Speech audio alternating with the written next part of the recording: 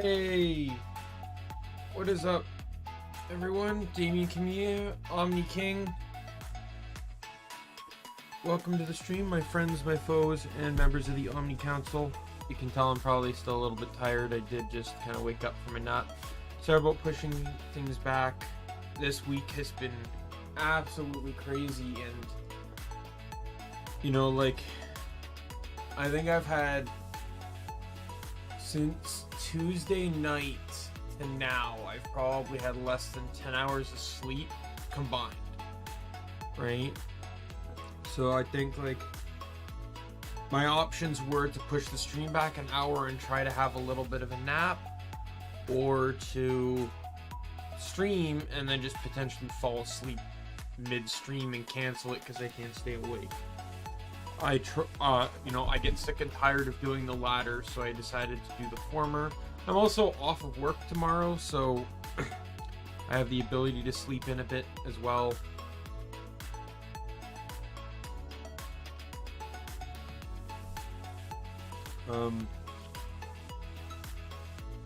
Yeah. I'm mixing it. I got some juice.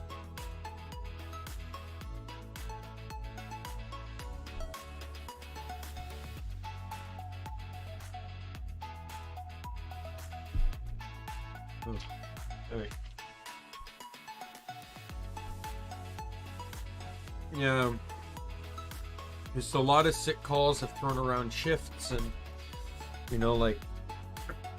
and it's really screwed up my ability to follow my schedule this week. I'm hoping next week will be a bit better. Sorry if I don't really sound too coherent. I may need to disappear into the bathroom too, because that's a whole different issue I'm having right now. But let's just switch over to the game here. So last we left off, we are in the Badass Creator Bar, having just completed the DLC. So you now head to Sir Hammerlock's. We will be heading to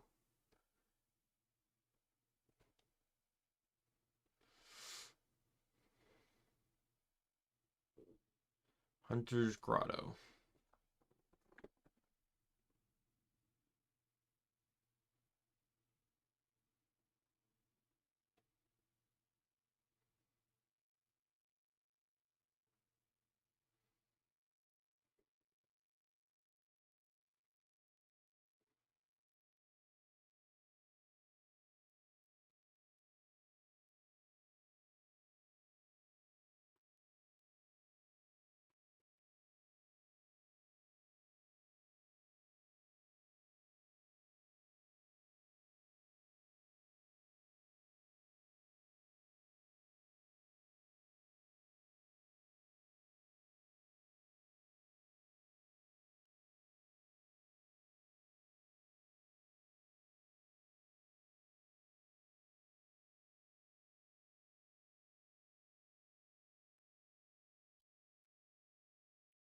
Yeah, so he's gonna, yeah.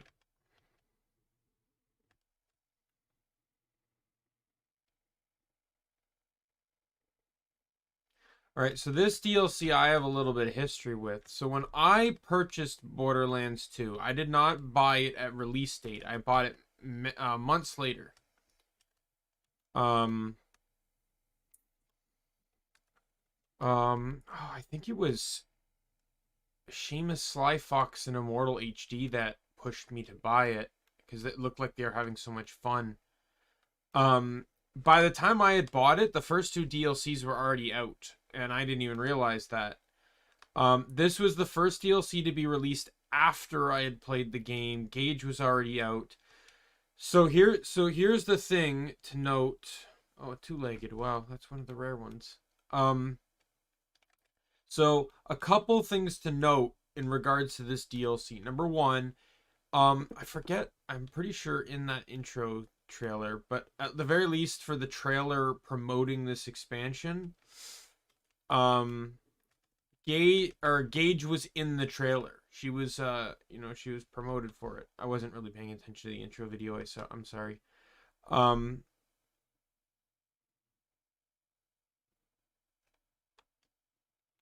yeah, Gage. Right. So this is the first DLC to be released after Gage's release. Gage was released after the Torg DLC, which is why she's not a part of the promotion for it.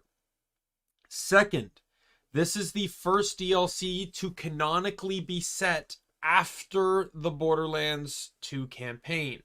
The first DLC has no correlation to the main game at all. It could effectively be standalone with how little it even mentions. Little, if anything, it mentions. The Torg DLC, Moxie mentions the Rippers, the Bloodshots, and surviving Handsome Jack. So that would set it around the circumstance of saving Roland, I would say, somewhere in there.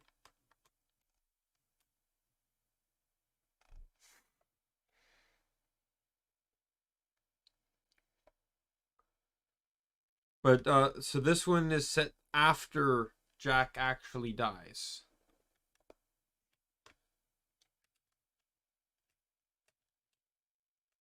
So it's the first DLC to actually expand upon the story, even if only a little. Doesn't really add much, all honesty.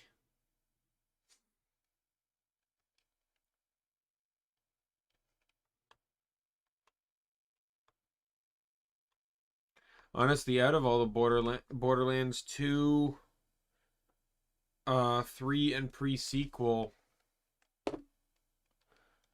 probably say pre-sequel has the best DLC in terms of promoting story. Because the Claptrap DLC, despite being the only DLC, actually bridged a gap between stuff that happened in pre-sequel and in 2.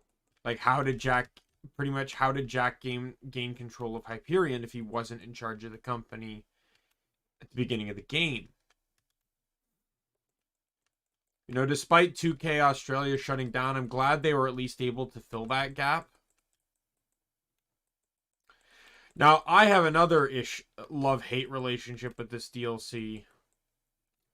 So, when I first got into this DLC, my favorite character at the time was Melee Zero. I hated this DLC because of it.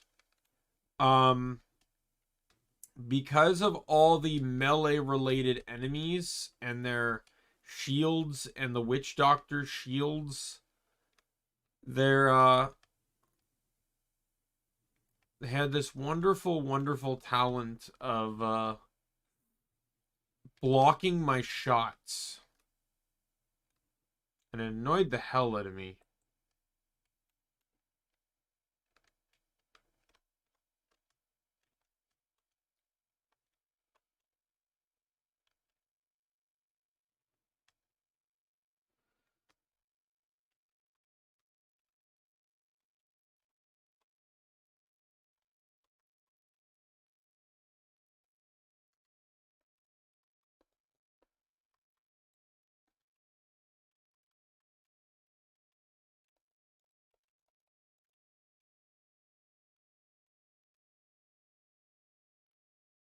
Nakayama's a great character, though. I love him.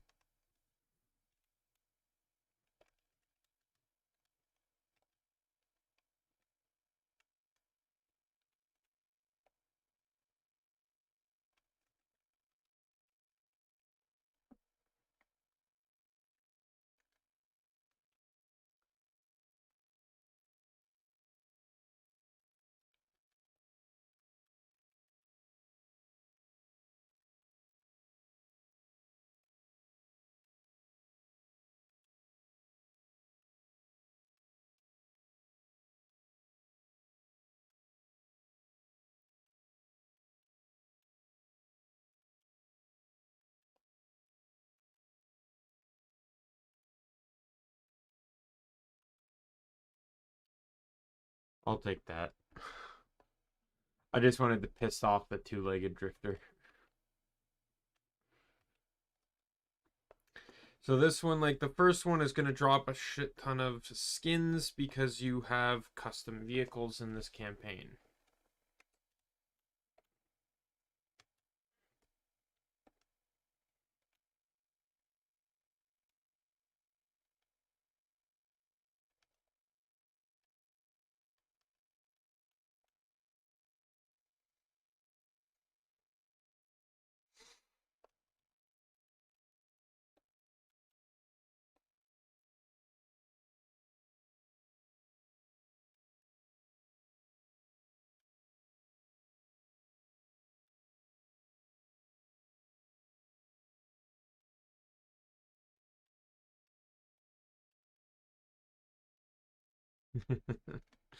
Why not just, like, not that I want to get into the topic, but why not just use the left hand?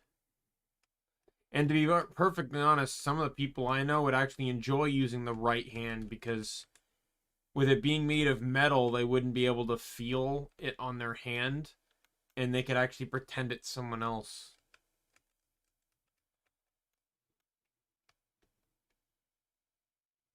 Not that I've enjoyed being nearby hearing those conversations, but I've heard them.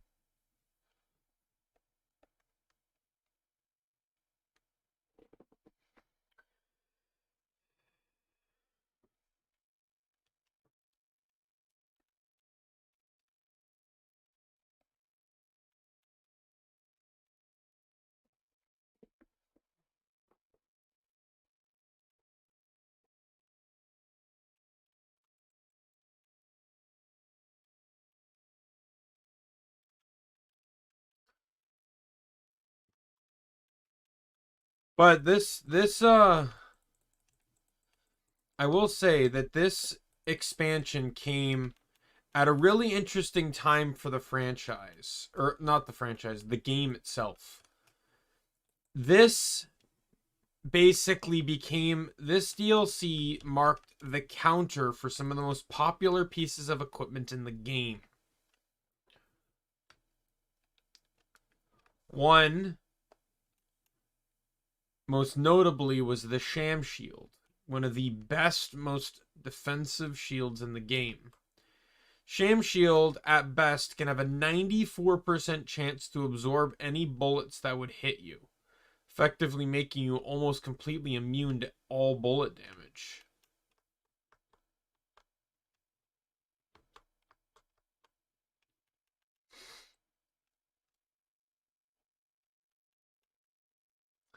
Well, a lot of these guys either focus on melee or they don't use bullets. Only the triggermen use bullets. The warriors don't use bullets. The witch doctors don't use bullets, and then you got the spearmen.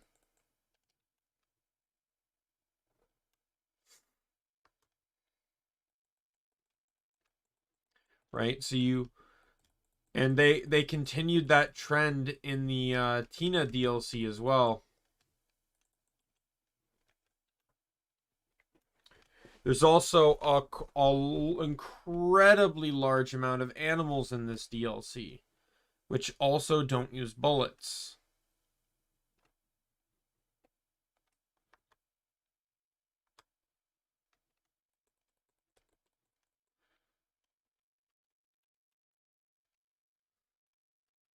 The other weapon was the bee shield, but no, honestly, it didn't really counter the bee shield nearly as much. But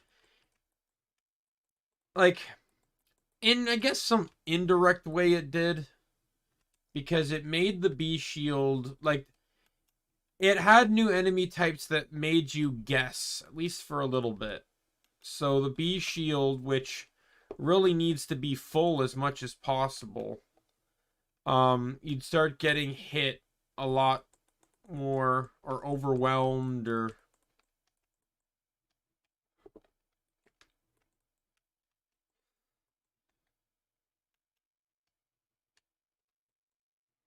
I think at the time too, Melee Zero was also on a peak too, because he was the only melee character at the time.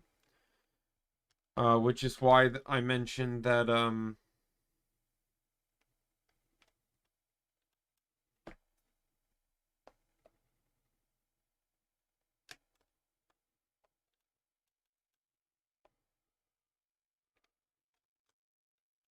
why I mentioned at the time that he I don't know where I was going with that statement.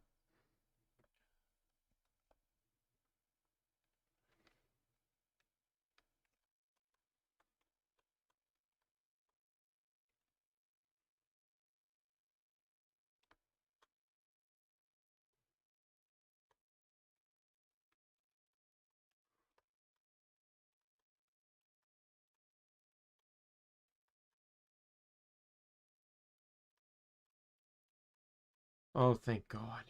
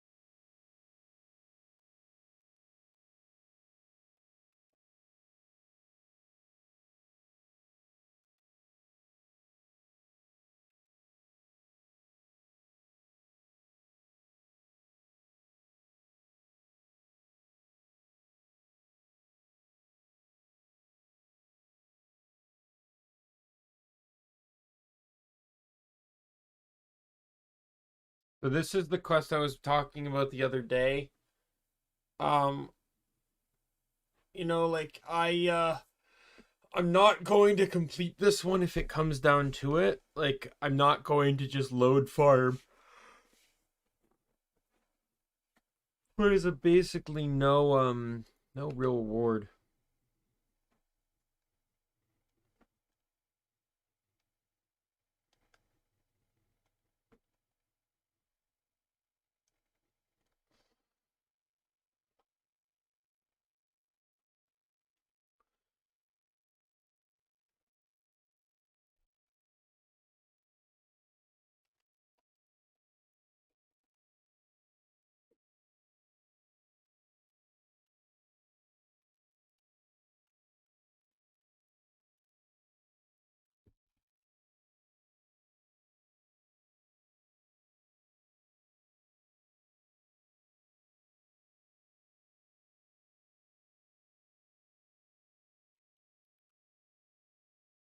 Hey Simran, don't worry, you didn't miss much.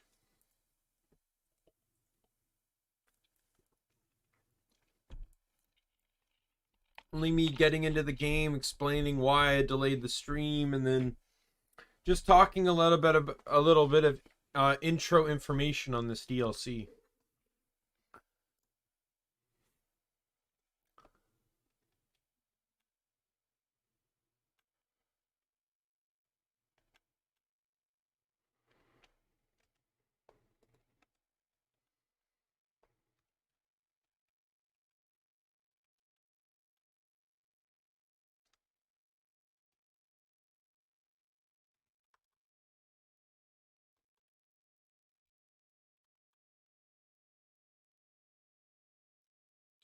How have you been? I'm very tired, but I feel like a little bit more alert than I did an hour ago.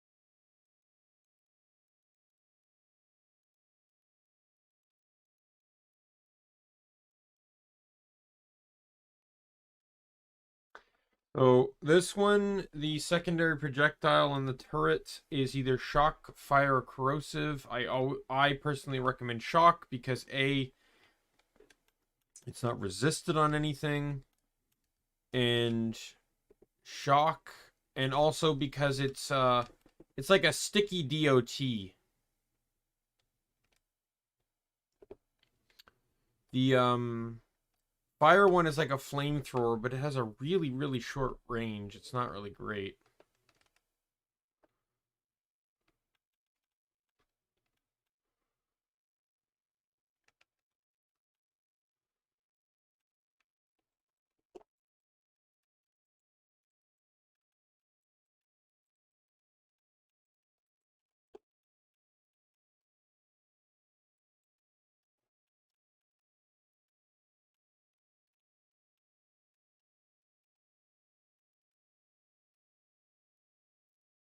And these are the unique chests of the DLC.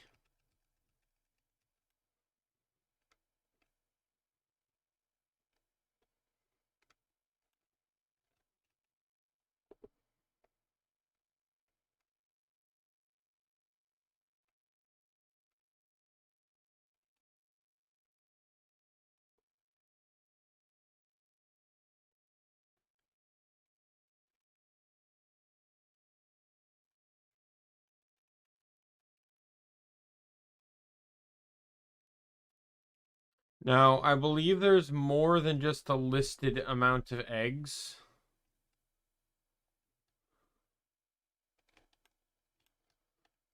Like there's more eggs in the wild than what you need, but not many more.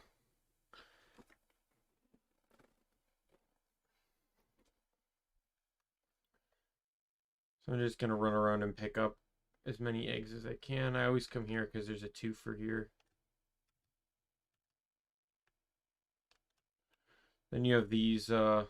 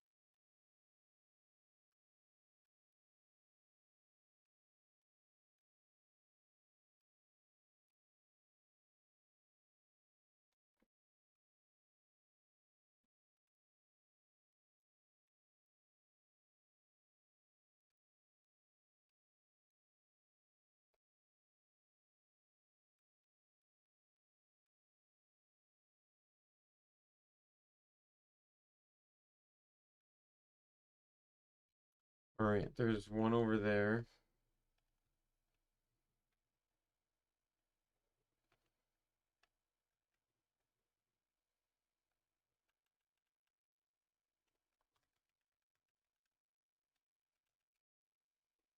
All the eggs only spawn on this one map. So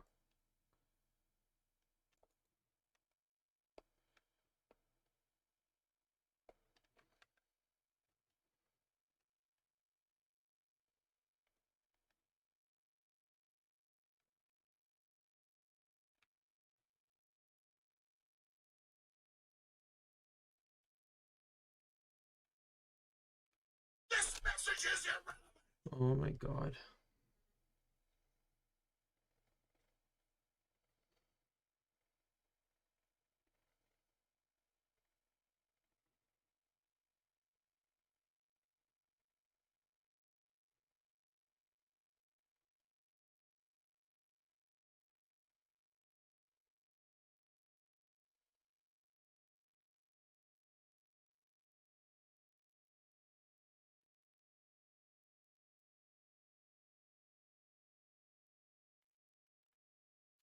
All right, that was one of my coworkers.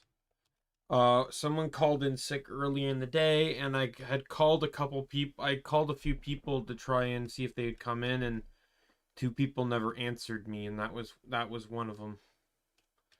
So she responded about 10 hours late. This message is irrelevant!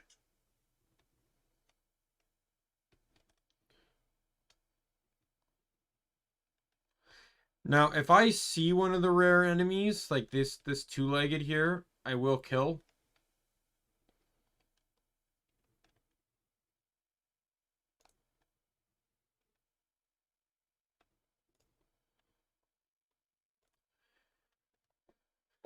Now, interestingly enough, this DLC introduces more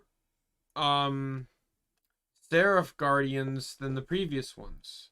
So the first DLC, the Oasis one, Captain Scarlet's, has 2 Seraph Guardians. Hyperius, and Master Gi.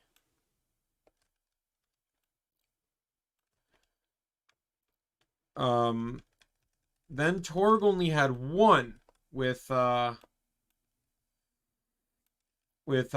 Pete, as stupid as that is. Yeah, let's make a Seraph Guardian out of a guy that is canonically known to have been killed by us in the main story.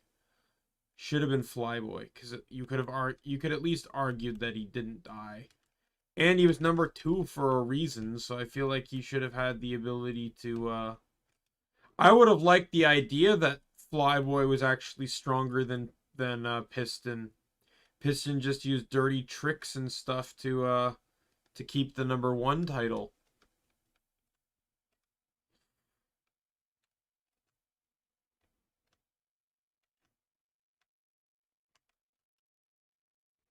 Right?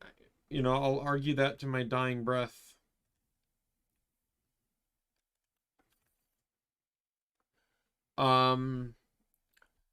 This one, though, actually has 3 Seraph Guardians. I forget their names, but one is basically a savage and his pet stalker, and you fight them at the same time. However, the other 2 are spawned a little bit differently. And one of them is the most expensive. And one of them is more traditional. So the more expensive one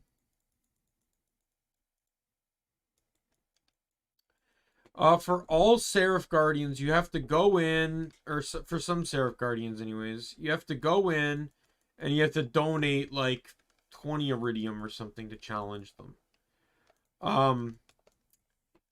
However,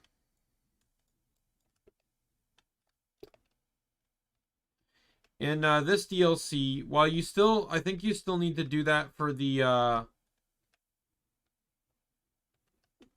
savage and his stalker pet. One of them, there's actually 4 pillars around this map. And those 4 pillars each require about 20 Iridium. Or 25 Iridium. So almost about 100 Iridium is needed. And it'll spawn a giant drifter right in the middle over here.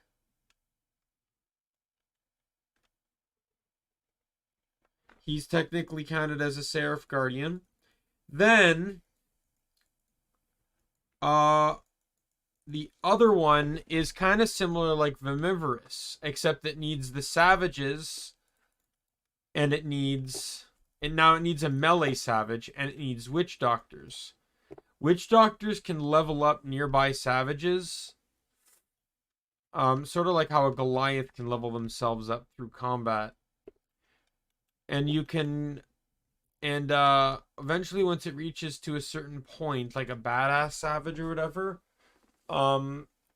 there's a tiny chance that the witch doctor will upgrade them to like an enemy like Ulak or something like that, and he's another Seraph Guardian, or at least a boss.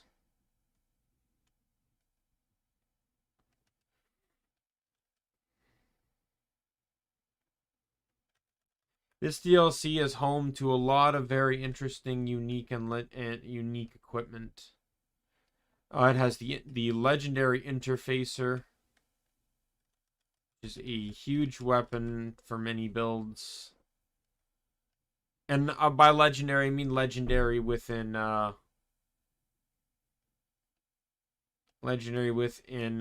reputation. It's actually it's a seraph weapon. It also has the Shadow of the Seraph's relic, which I believe it's this DLC that has that relic, where it gives you a chance to shoot twice, which is really useful on Zero because he has a perk that does the same, and they stack, so you can get with the combination of the two and a class mod over 100%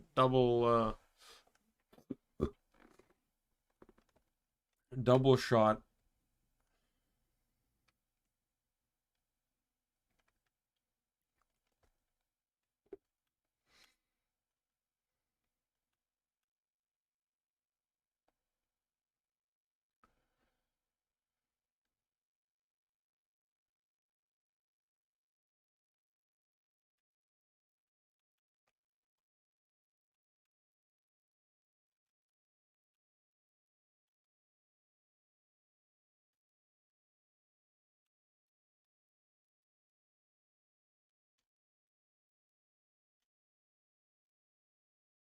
There it is.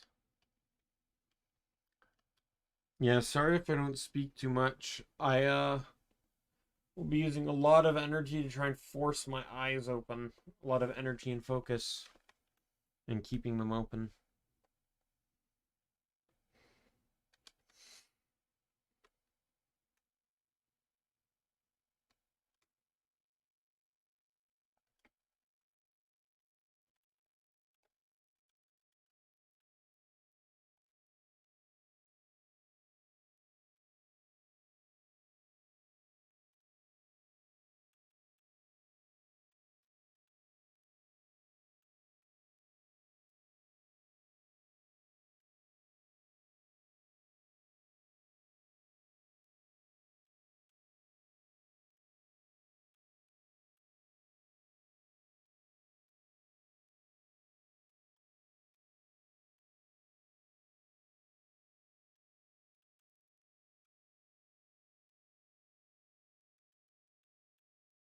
Another new enemy type, the Borok. It's kind of like a bulkier version of the kind of like if a stalker and a skag had a baby sort of thing with its fighting style.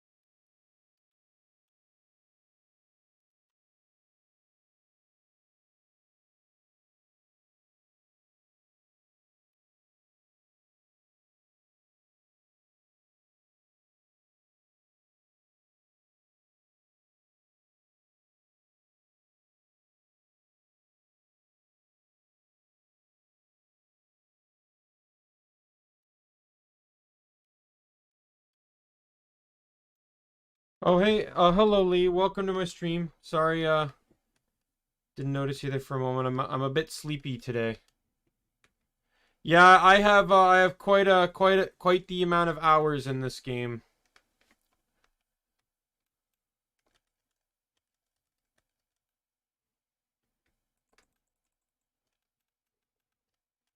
I'm also significantly over leveled right now too. I'm currently, where do I see my level? 36. Okay, well, I'm not that overleveled, I guess. That will come, though, in time.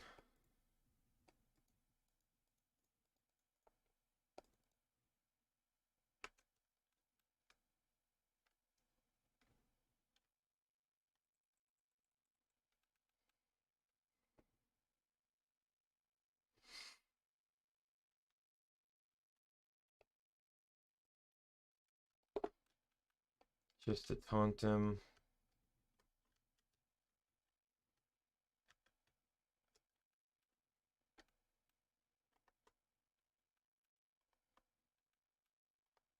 Level 23 killer? Is that, that's a 0 class mod, isn't it? Oh, I got one of the uniques. Did I get Rex? I think this guy drops Rex.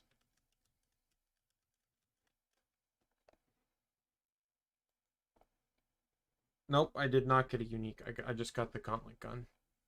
Thought it was an assault rifle, but I know this guy doesn't drop the damned cowboy.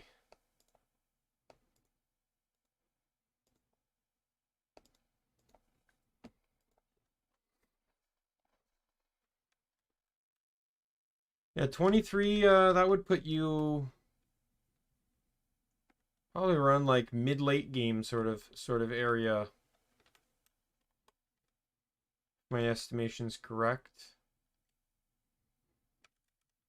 I don't want to start naming locations in case you're wrong.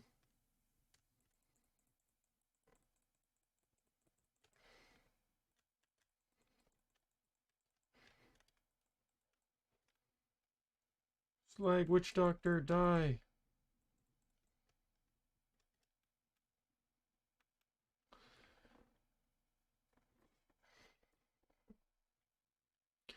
Legendaries.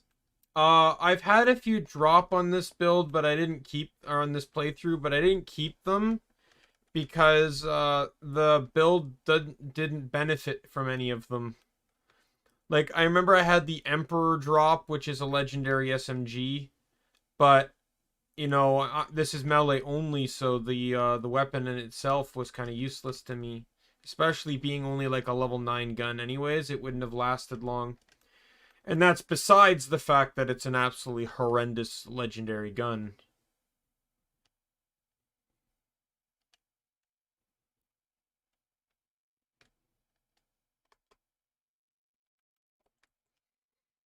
Like, there's no saving the Emperor. Outside of just making it an entirely different gun like they did in pre-sequel.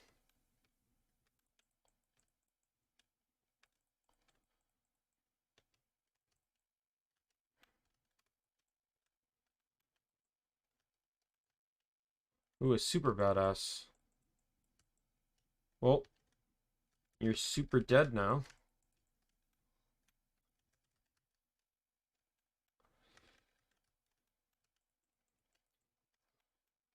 Yeah, normally I do enjoy legendaries, but in this particular build, my entire plan came down to this gun here, the Law.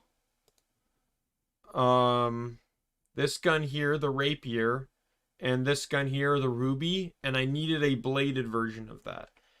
And then I also added a rocket launcher in just as like a last minute lifeline. Because I'm doing single player, I know it's melee only, but sometimes I don't want to die and have an enemy's health reset on me. So I just add points to my exercise counter down there in the corner if I take a shot.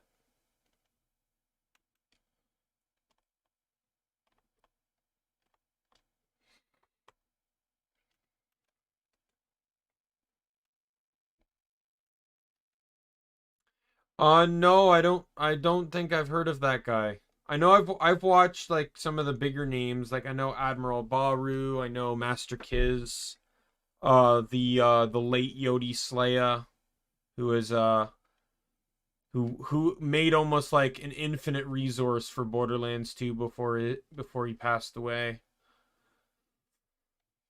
didn't even get to finish it either. Like, there's still so much more for him to add that he never got to even see.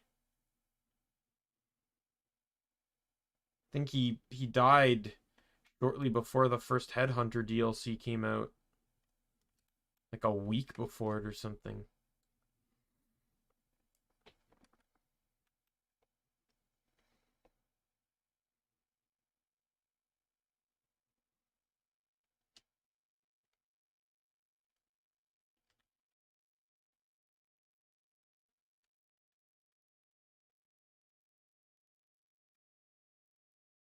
But mostly when it comes to certain games, I kind of look up YouTubers after the fact. Generally, I just really like to enjoy the game first and then look things up later. It also depends too, because it's like, while I don't necessarily beat myself up if I get spoilers, I'm not going to be like, you know, like if I'm enjoying a game, I'm not going to look up someone else's playthrough to get spoilers.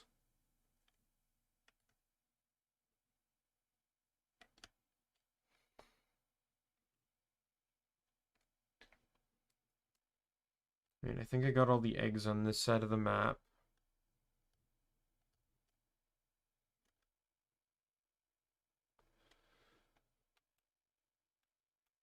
Yeah, that sounds about right, level-wise.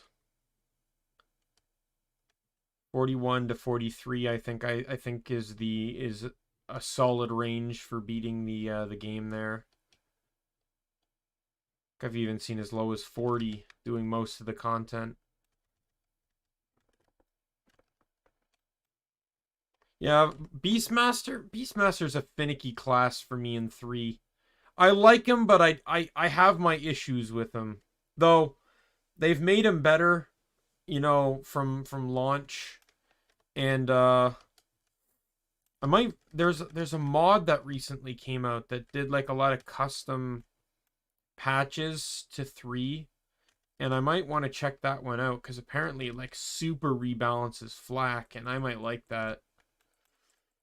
I picked Amara because I wanted to punch things. That was my first character.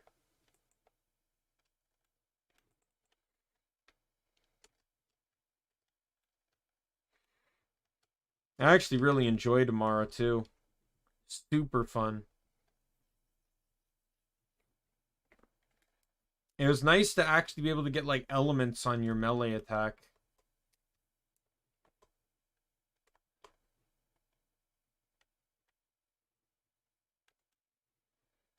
Oh, I picked up enough eggs. Sweet.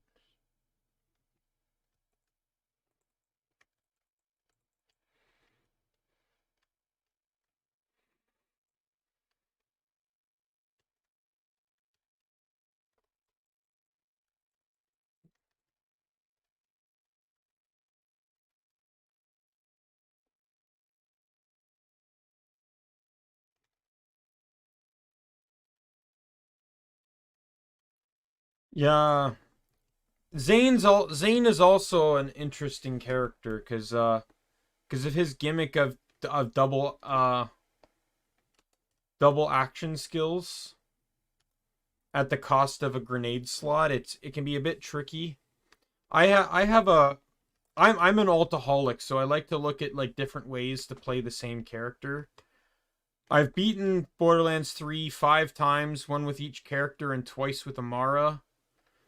And one Amara build was melee, the other was elemental based. I'm midway through on 2 operative builds. One is a Rough Rider speed build, and then the other is a shield based, like one that uses like the drop shield based build, and that's I'm doing that. I was doing that multiplayer with a friend.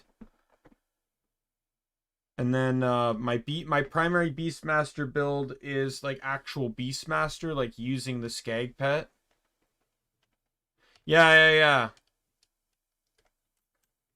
Yeah, and it can be tricky to figure out how you want to go about it.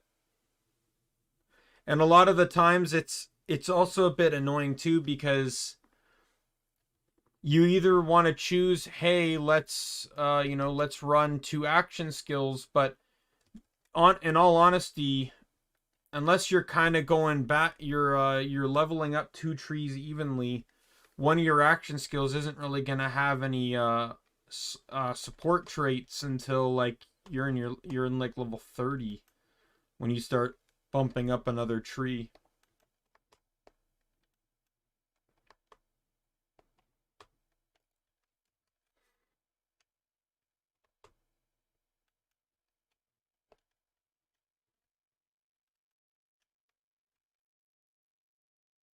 Oh, you play on PS4, yeah.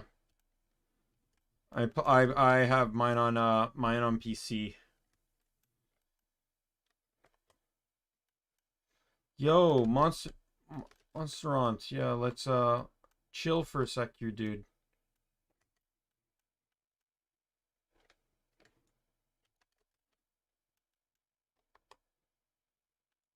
Oh,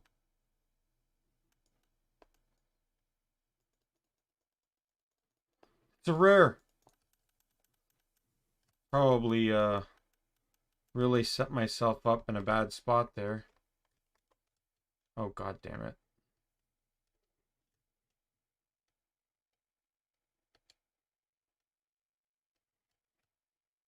Can you come in the cage, please?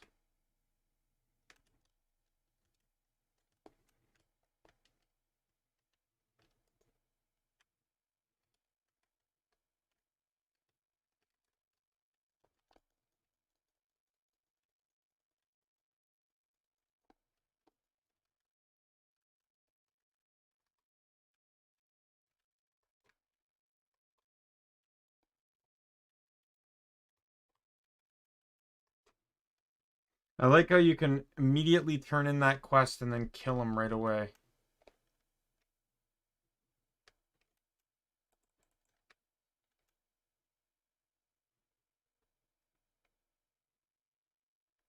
Oh, you mean the badass tinks? Yeah, they're at least I think I'm thinking 3. Tinks are the only enemy. It's not necessarily just badasses, but tinks are the only ones that build turrets, I believe.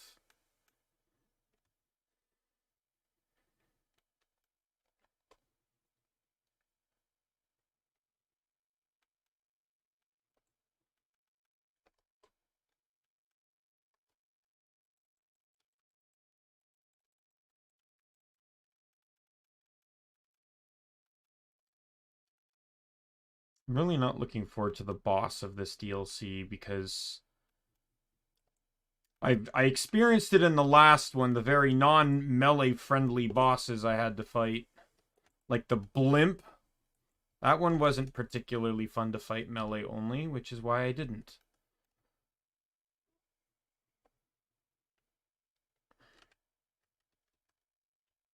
A shock spore.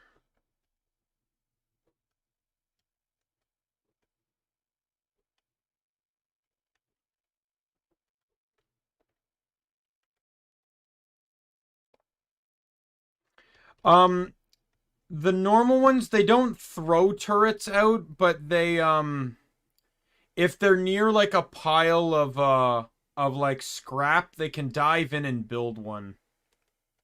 So I think that might be the difference between the two of them.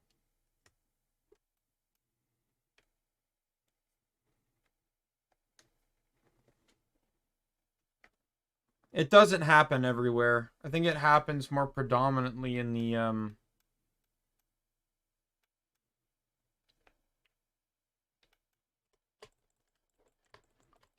oh god, this is going to be a slow hit. Oh, I hate you.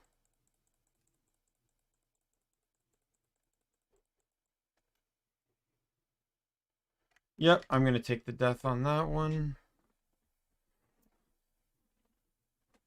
No problem. Thanks for stopping by, Lee. Enjoy your Halo.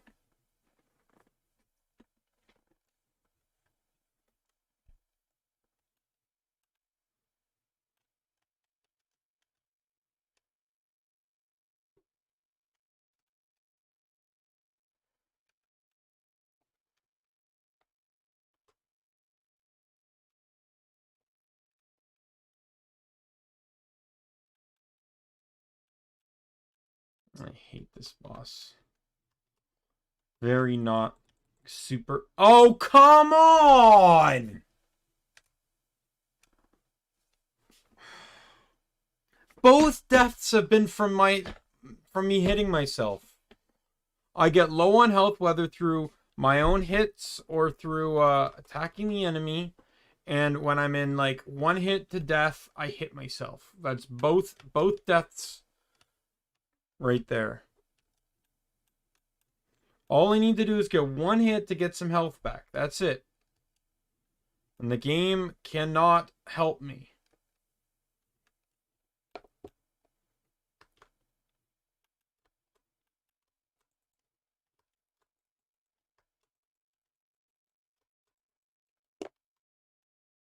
Stop it!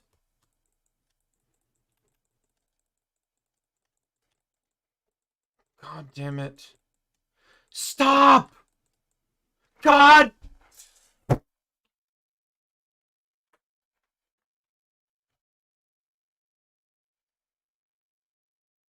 God, that 12.5% chance is really fucking frequent. Like, unreasonably so.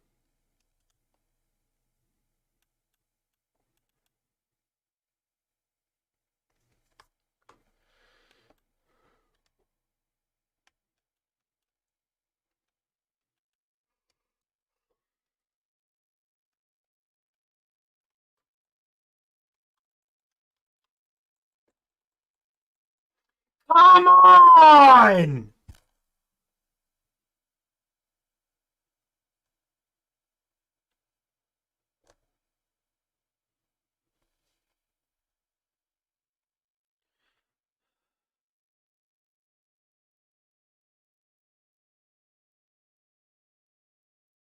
The third time! Go to hell, game!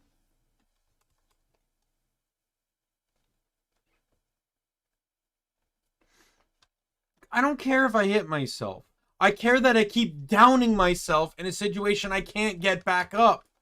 Because this thing doesn't take enough damage to die.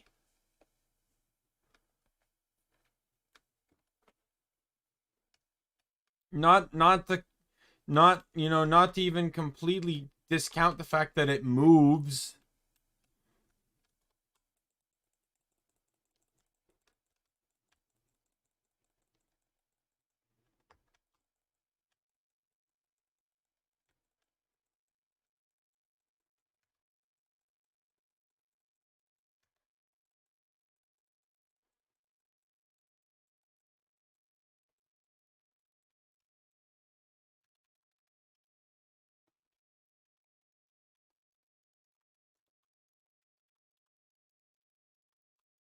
Go to hell.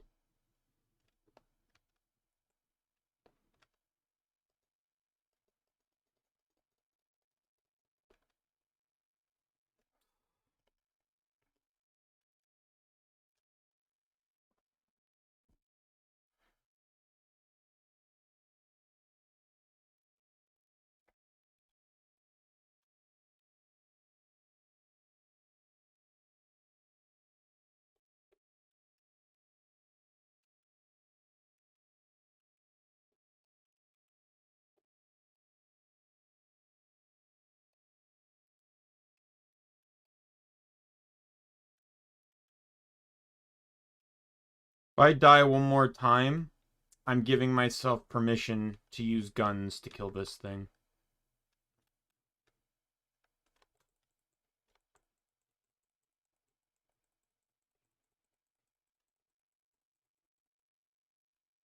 Fuck you. Fuck you.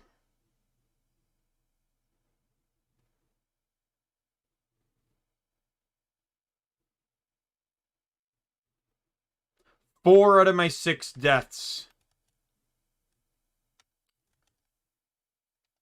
came entirely from downing myself.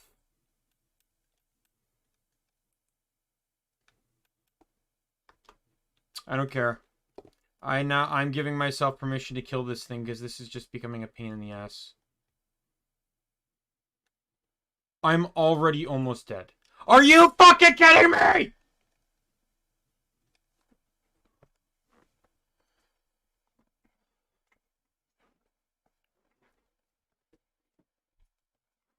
Can we talk about how I'm at 10 right now? 3 of those points are from firing shots when they weren't allowed.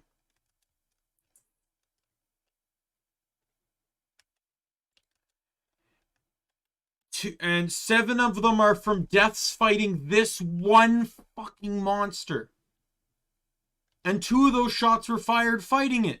So I've had 9 of my 10 points came off of this one stupid enemy that I hate. And I hate battling it no matter what character I'm on.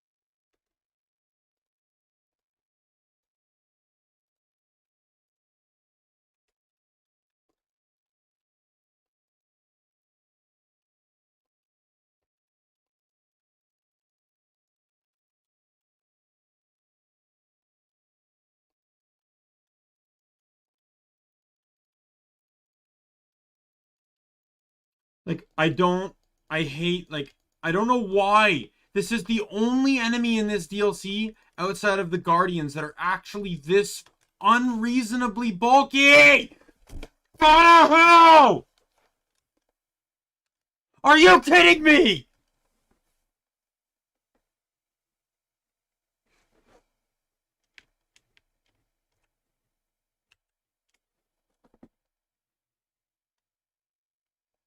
Eight deaths to this thing.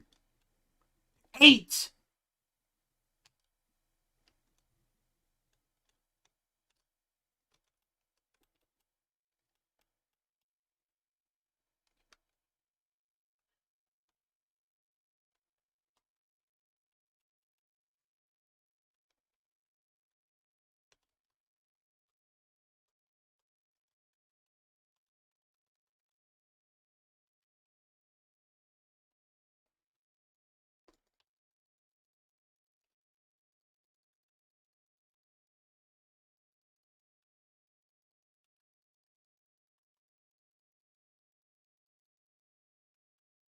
I hit a crit. The criticals on these types of enemies are very vulnerable. You destroy one, you can take out a chunk of health. Problem is hitting one.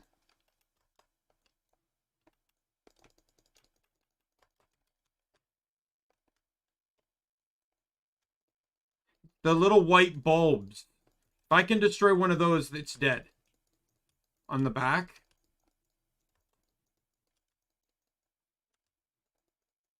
Go to hell.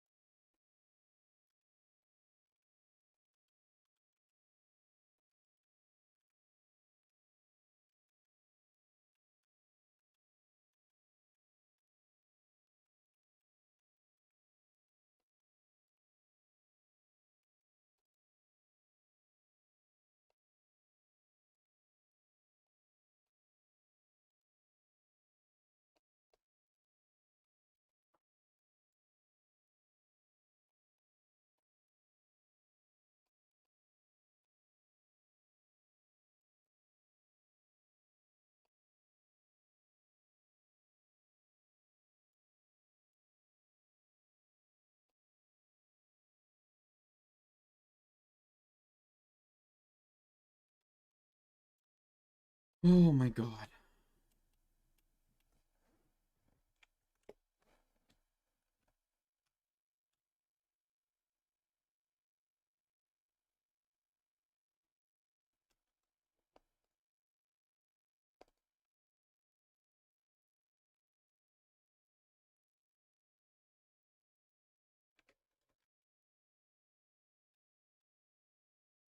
Alright, I'll go do this quest next.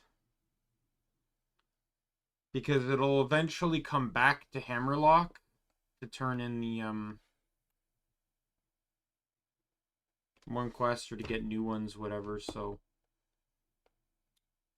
for efficiency's sake, it's easier to just well, if there's anything to wake me up, it's completely an complete unmeasurable anger and rage from the game, like absolutely like having it out for me. And you could argue it's like, oh, you know, you're just fighting a tough enemy. Yeah, for probably about like 4 of those deaths.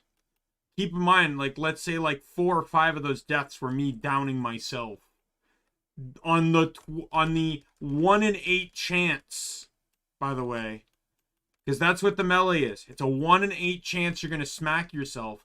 But coincidentally, that kept happening when I was a sliver of health away from death.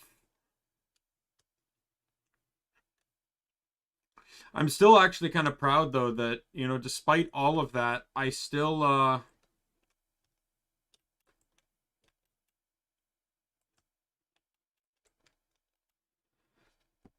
still had you know what? I killed a badass earlier, didn't I? Technically witch doctors count as badasses, but I'm not going to count them. Um like witch doctors count as badasses within code of the game, but to me I don't count them as badasses because there's nothing like they're an enemy type, not a badass. If there was a badass witch doctor, absolutely I would count that, but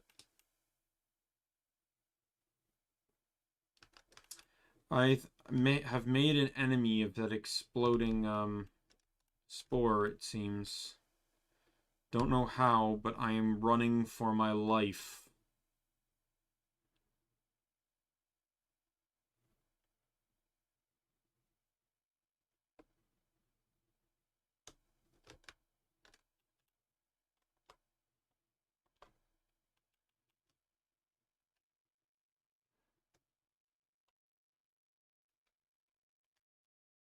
Hey, a pink Boric.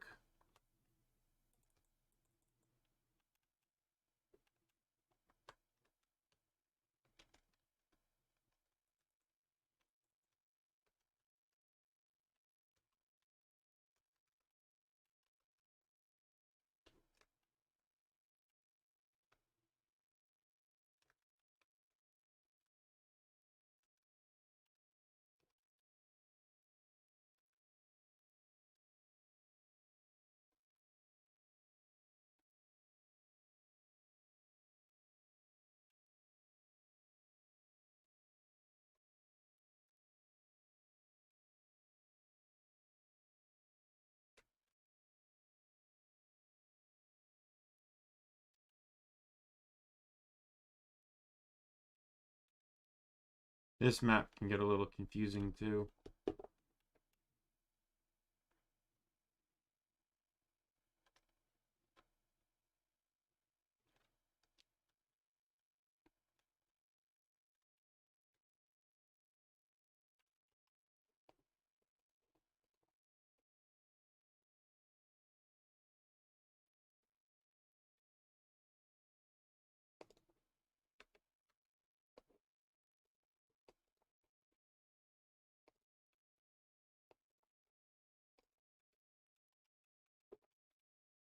All right.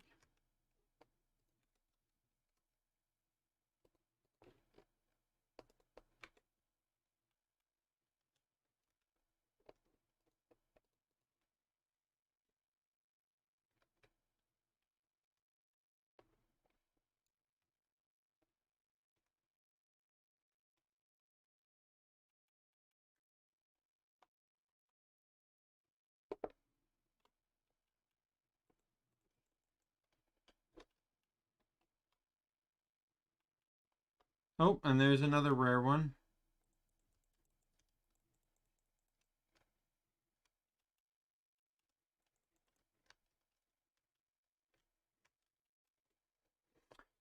Some of these enemies, though, these rare ones, would definitely, like, you're killing them, but they definitely probably wouldn't have lived nearly as long.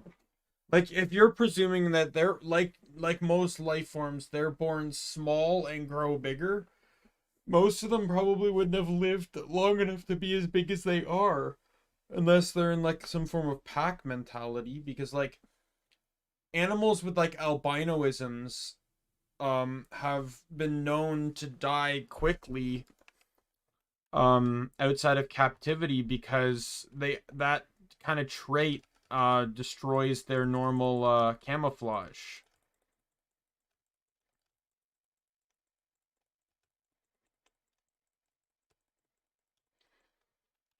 Any discoloration that might be now, the pink borax, might be slightly different, but their camouflage or whatever would still be ruined a bit. The tailless scallions is probably the one I believe, and the two-legged walk and drifter are the two less likely to survive than anything. Balance issues with the two-tailed one alone would make it easy prey for any predator, and the tailless scallion. Well, the scallions seemingly have two means of attack: tail and claws. You're removing one of them. So guess what? It's going to suck. I hate you.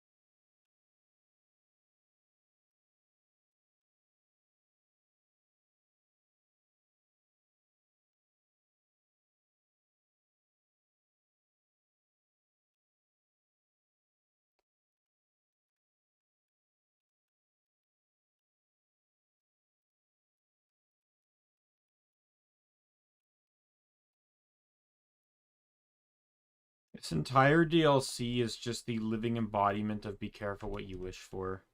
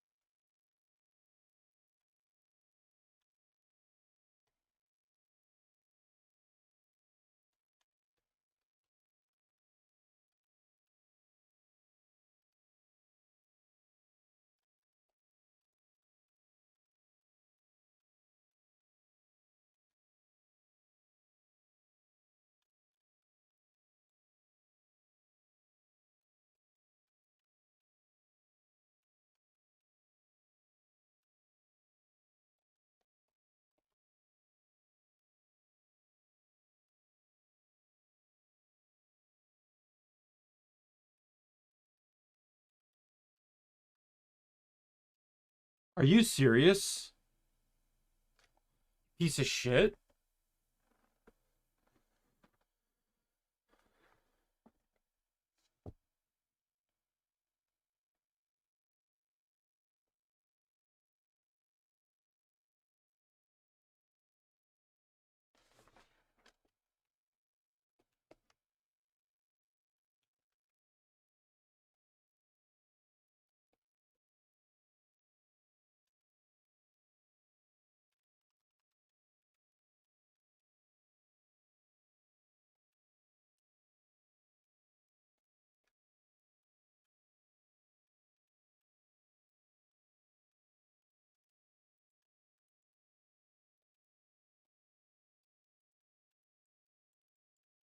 Voice actor that did Nakayama. I gotta look up who did it, because he did a phenomenal job.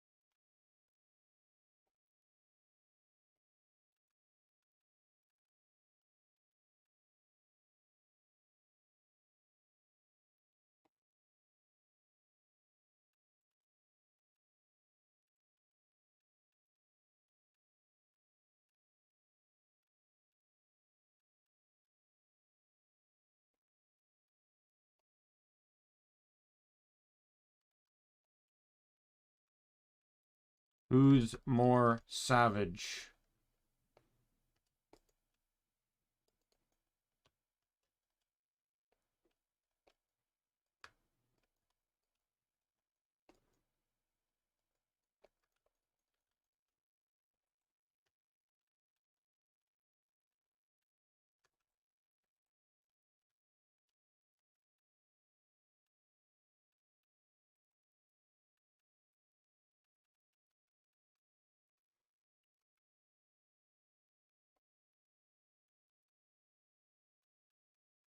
This is scripted.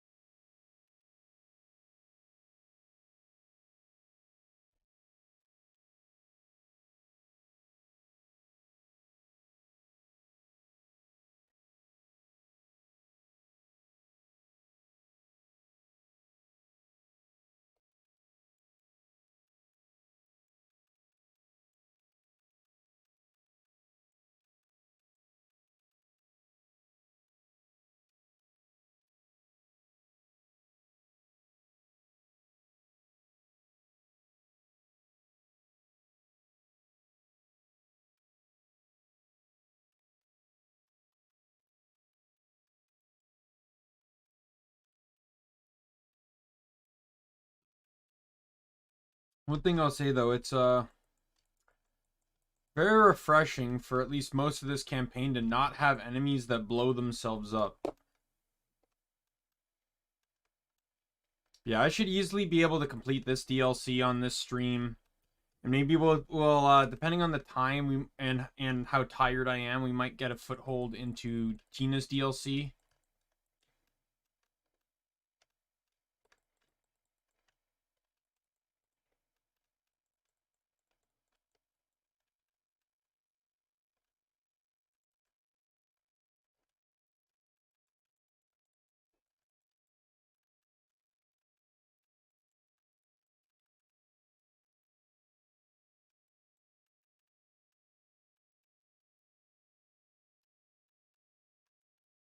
I'm not counting any of these because all the enemies that spawn here are scripted.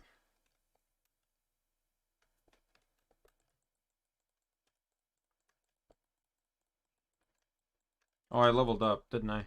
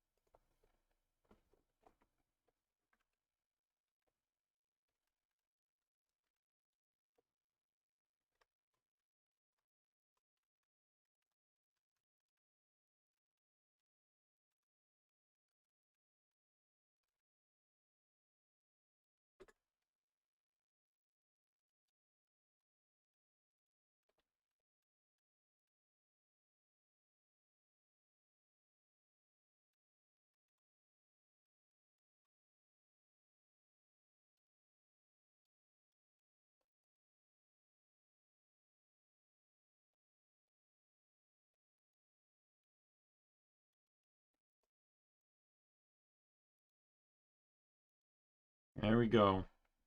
I now will have damage resistance.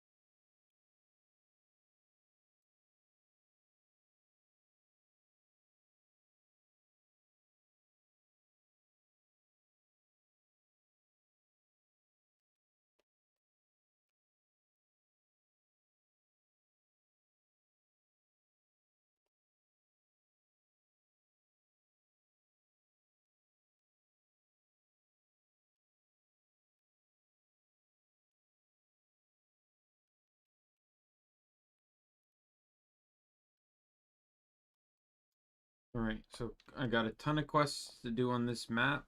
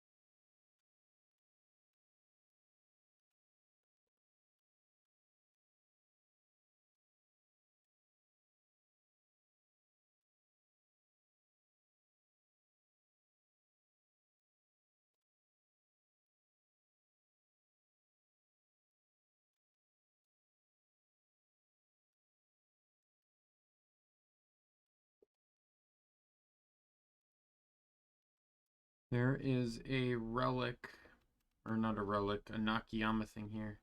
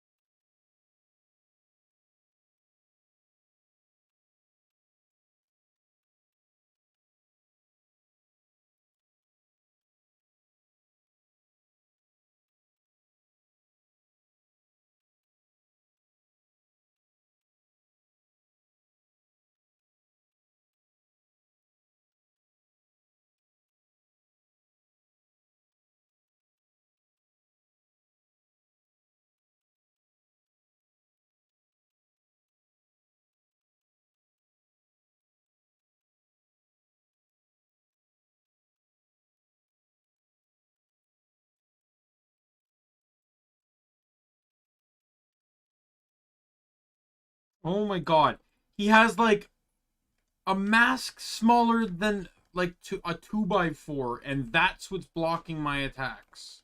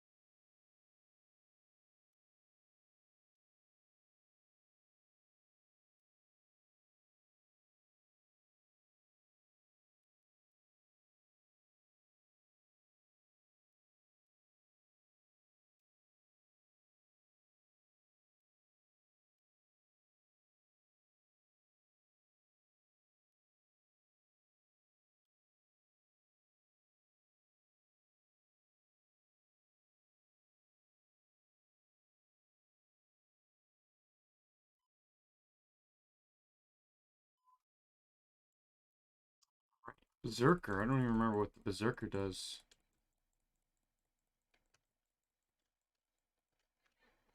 No, apparently it just sits there and lets me kill it, so... Nothing special, I guess.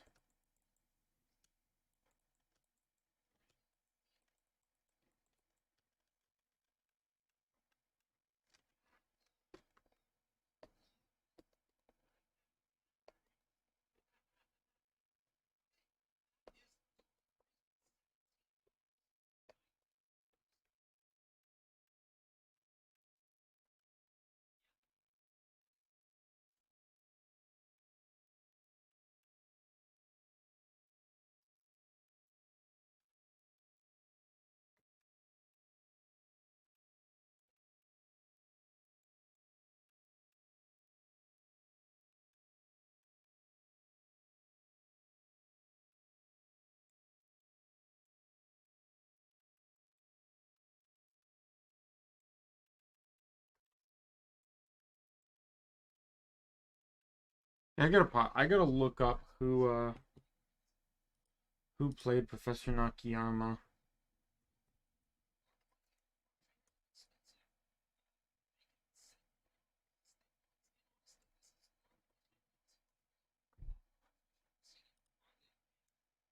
So I'm really really. You know what? I honestly should have guessed that. Oh, hello, Blaze. Yeah, Krieg's my favorite character. His melee's powerful enough that you know, you don't really need a gun.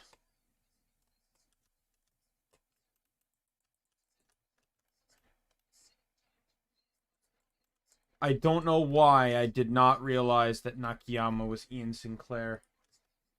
How did I not make that correlation? And welcome to the stream, by the way. Glad you decided to swing by, even if for a moment.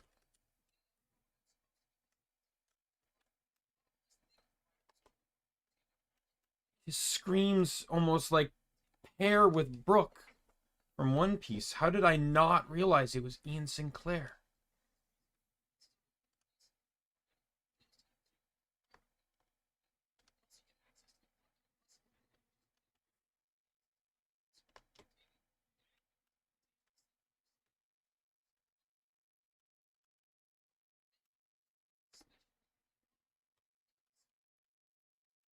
I'll say Krieg has two builds in particular, and if they're very risky play styles, so if you prefer to play games like this a bit safer, you know, Krieg might not be your character, because the melee build very much relies on pretty much not having your shield active, and then he has his Hellborn build, which pretty much relies on, you know, constantly being on fire. So, you know, you're taking constant burn damage and stuff.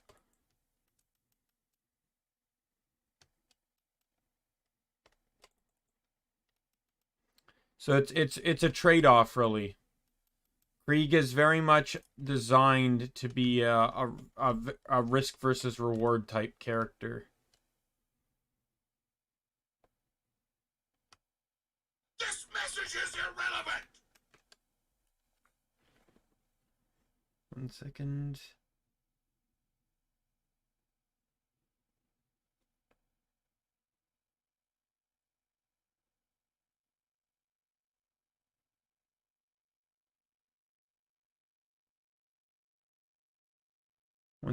It's a work-related issue.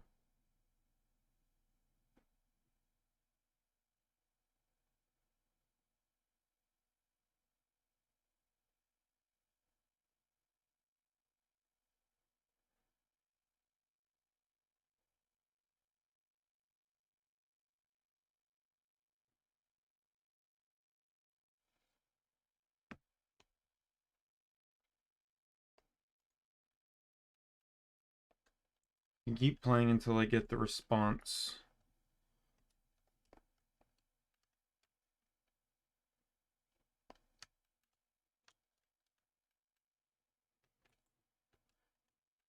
Yeah, it's Krieg's considered like one of the most overpowered characters in the franchise, playable characters in the Borderlands franchise.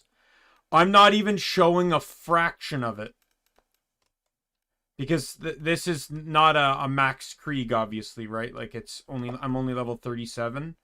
But, like, you know, you compare Melee with Bloodsplosion, a legendary class mod, and you just have a immensely broken character. One melee attack can legitimately clear a room. That's quite how broken Krieg is.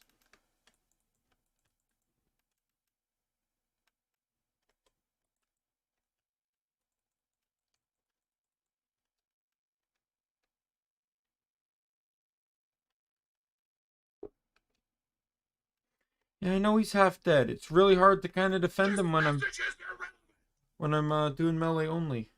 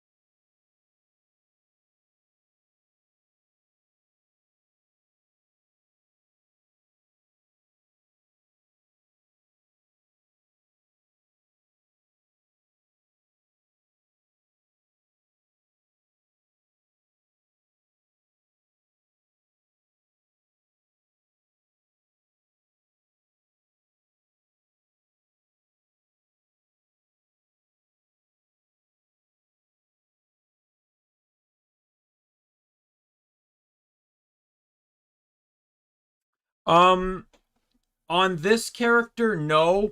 On my personal account, yes. This is my first playthrough on my VTubing account. So, this is my only character.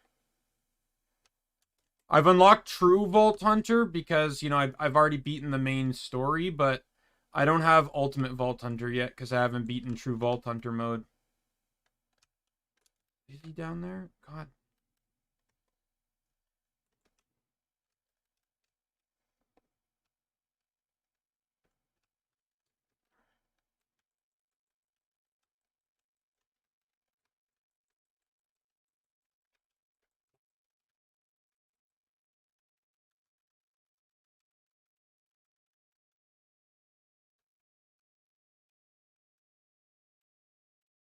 Oh, good, there's stairs. Yo, what is up? Okay, well. Okay, here he comes.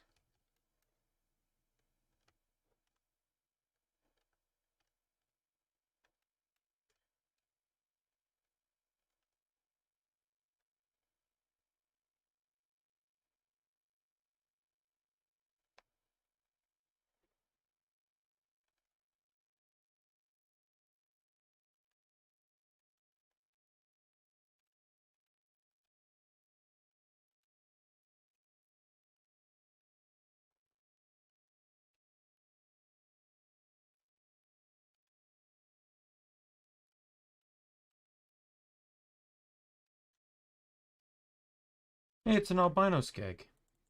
Thanks for showing up. Yeah, SF.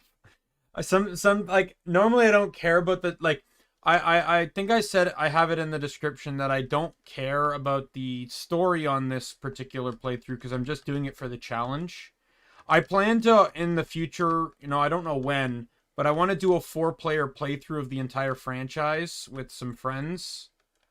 Because I've not like I have 3,000 hours in Borderlands 2, and almost none of it is multiplayer. It's all single player. So I really want to do like multiplayer and have some fun and stuff. And so obviously I'm gonna let the story play out during those playthroughs. This one's just for the challenge, so I've not really cared about the story too much. But there's still really funny dialogue that, of course, you know, I want to play. Claptrap has a lot of it.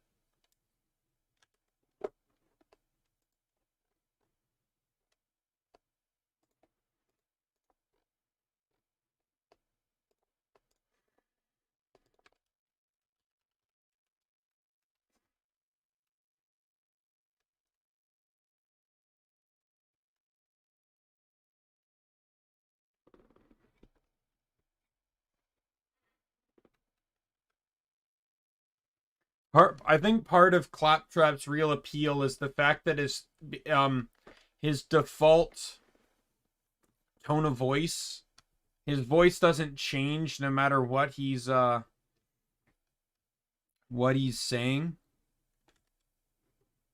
Okay. Oh, it might be nighttime now, or at least getting close to it.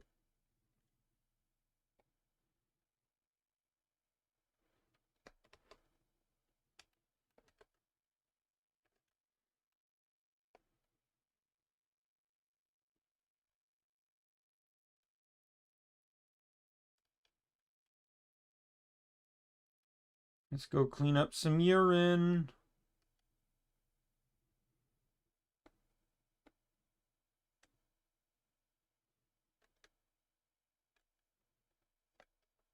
Yep, it's nighttime. Good. Yo.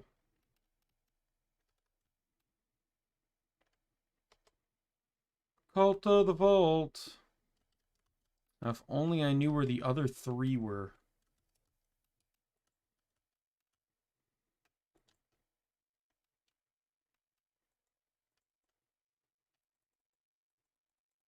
Are you serious?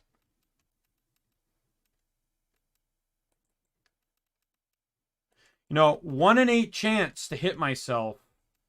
And every back-to-back succession is literally having the percentage of that to happen.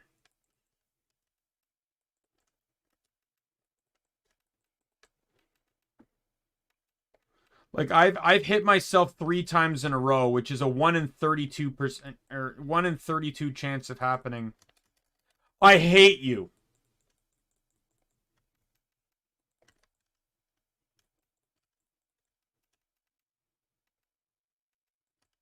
Okay.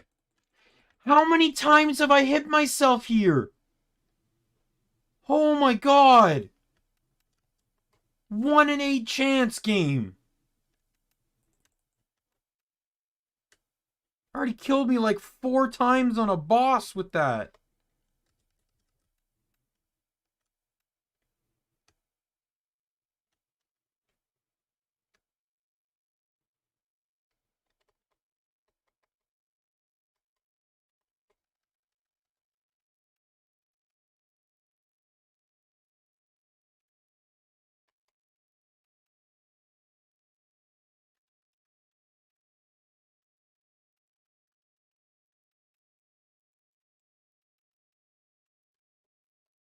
Alright, and then Nakayama. Oh god damn it. Okay.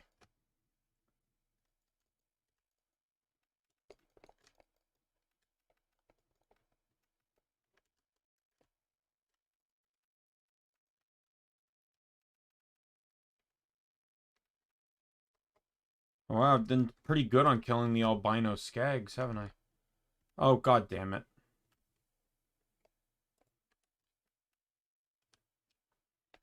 I'm not particularly thrilled that I just hit that.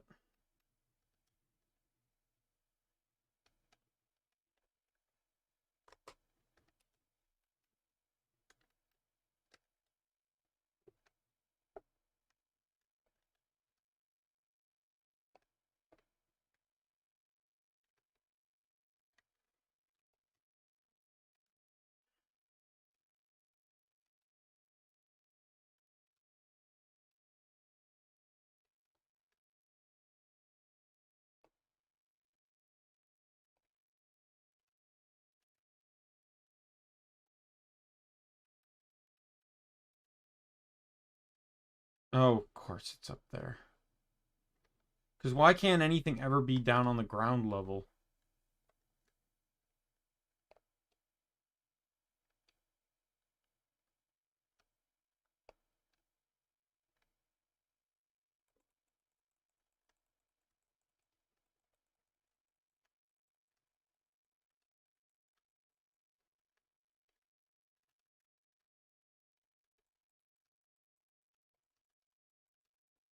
You know, with a DLC that has witch doctors, they missed a prime opportunity to have some of the enemies voice a dialogue line of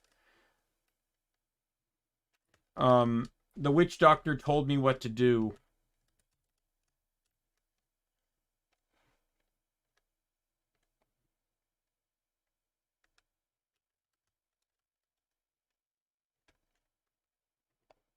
Or just like a ooh ee ooh ah ah ting tang walla walla bing bang.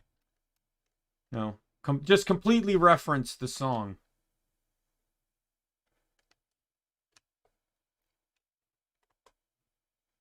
Such prime opportunity. I think, to be honest, they could be referencing it. I'm just not hearing it too.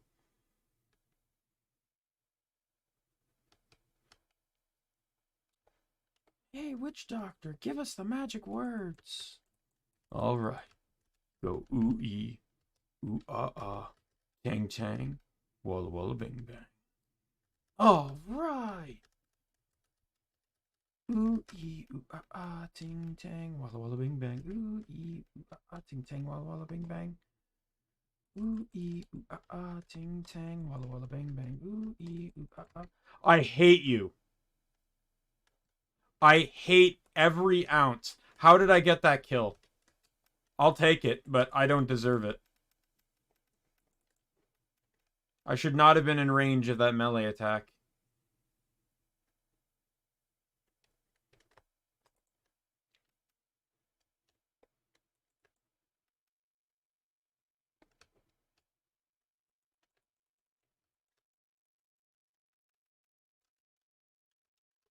Oh, I got a head.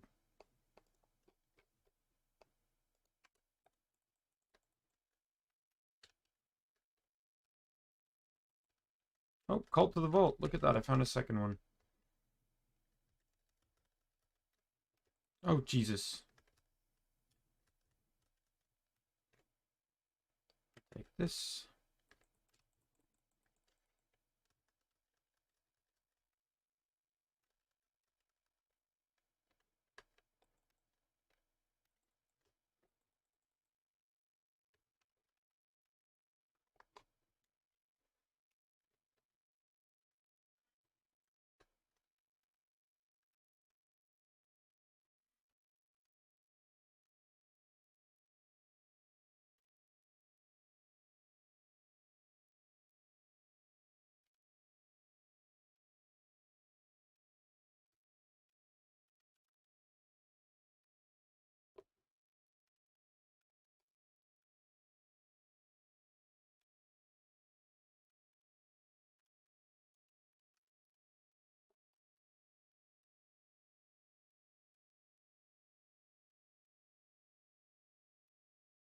Oh, yeah.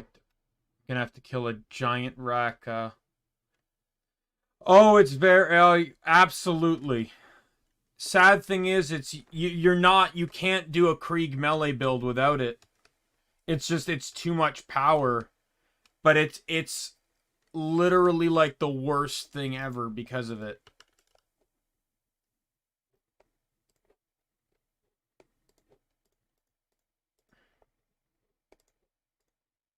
Oh, what did I sell there? Okay. Like, I have a class mod that buffs it too, so mine's at +8. Right? So I have 3, I'm at a +3 class mod, so that changes it from 250% to 400, and it's like, it's such significant bonuses. You have to get it. It's probably the most valuable trait to a melee Krieg build.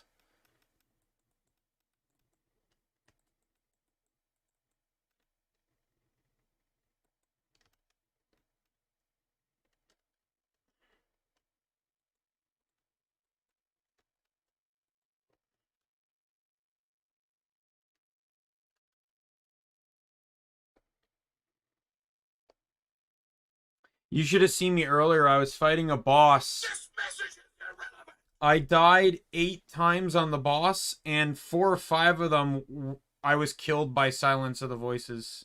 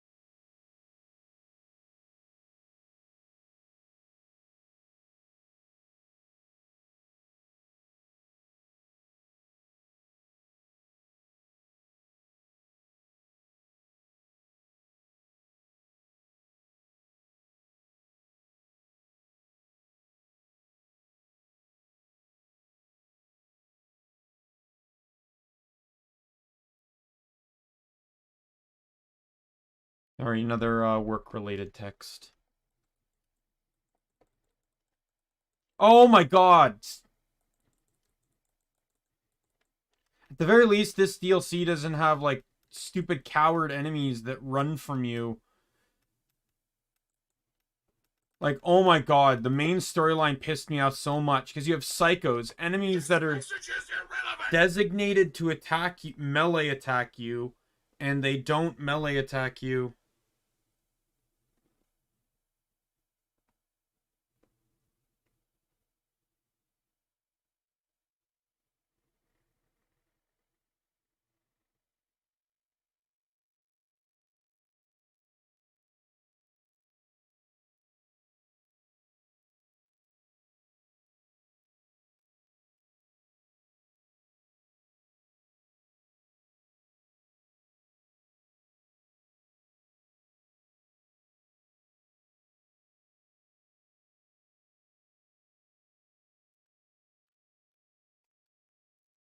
Like, yeah, psychos, enemies that are melee based, the moment you go down, they run. They, like, actually run to a distance and start throwing their axes at you. It's infuriating.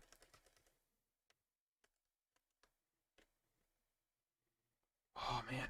I'm so mad.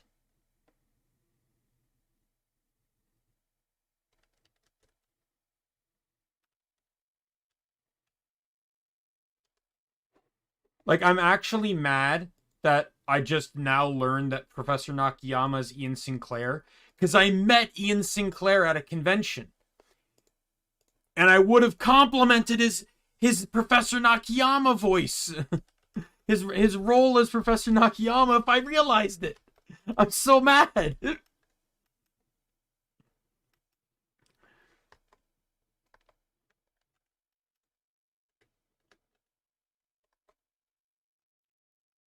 Oh, thanks a lot. I appreciate that.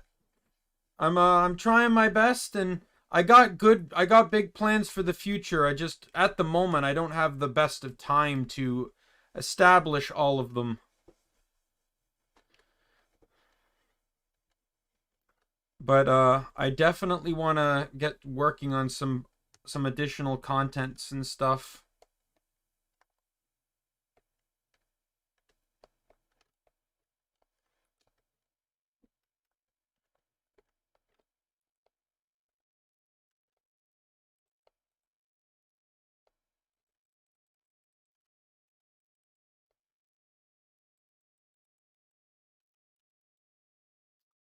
Hello, RDM. Welcome to the channel. As I wildly swing at the racks as they come in like heat-seeking missiles. I want as many of these guys dead as possible before I summon the boss. Well, thanks a lot. I appreciate that. It's really it's great to hear that, you know, people are enjoying my content. As minimal as it is at the moment. Are you gonna attack me? I guess not. Alright, let's summon the boss then. May have to, well, I'll try my best to do this melee only, but, I can't make any promises due to it being a giant flying bird. More or less, like, I've been a viewer on YouTube for a long time, obviously, but, this channel and streaming, I started in November. So yes, I'm new to streaming for sure.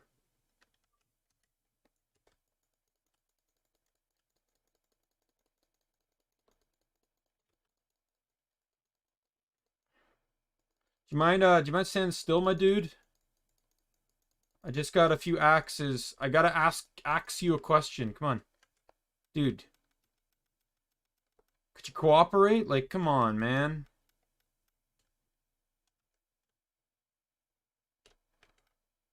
Sad thing is I actually need to be hit to, oh,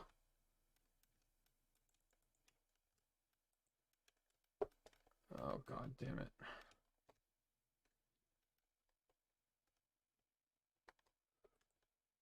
Attack me! Attack me! Attack me! I want to melee you to get health back, please.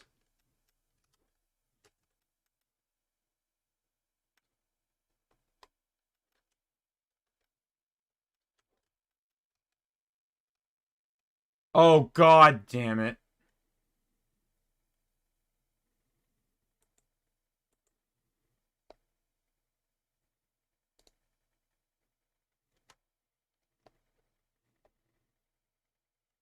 Idiot.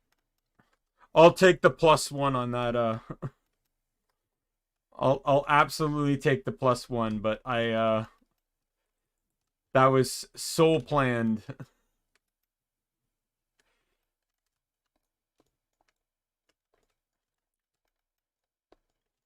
Or that worked as well as planned. Got him. Oh, come on, one more axe. Where'd he go? Got him. Wow, I didn't think it was going to be that easy.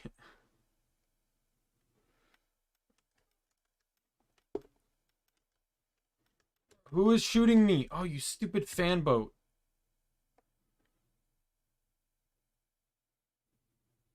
Can I get close enough to melee this thing to shreds?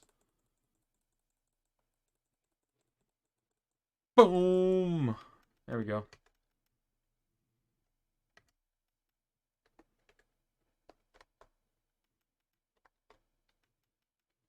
All right. Yep. I've not had the best of luck with using throwing axe on flying enemies.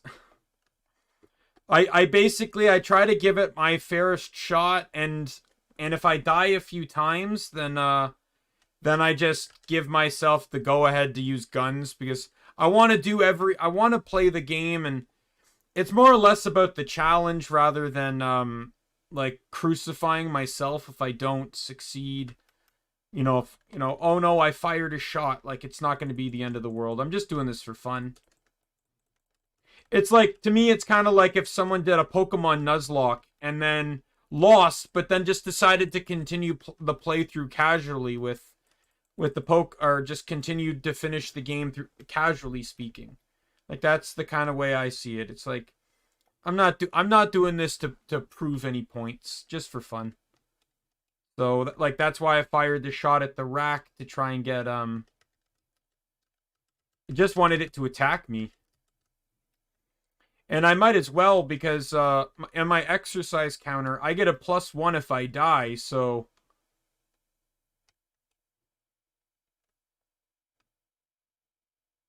Well, sucks to be him. Like, I get a +1 to the exercise counter whether I die or fire a shot, so I have to gauge it whether it's worth firing the shot, because if I die, then I just end up with an additional point. But that one, I knew if I attacked the rack, if I shot at the rack, I would get it to attack, dive bomb me, at which point I knew I could KO it with a melee.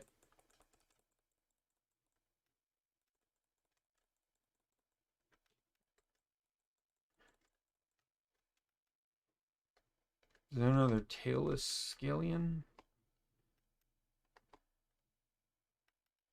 Alright. You can die. You can die. Alright.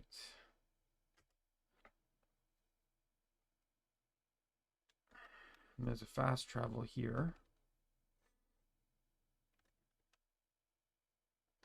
Is that not a fast travel?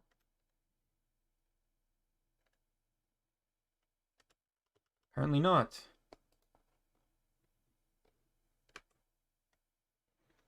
Right, the fast travel's somewhere else, and that annoys the hell out of me.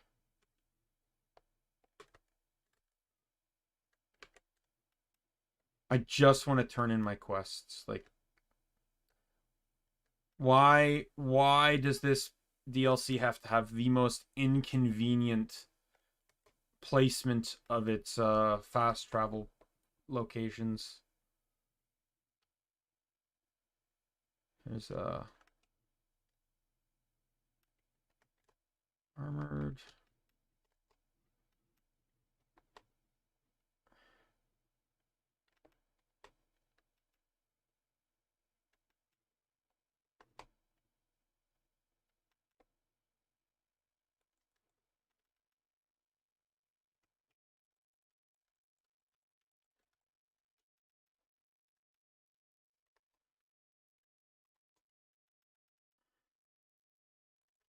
Oh, god damn it. Come on. There we go.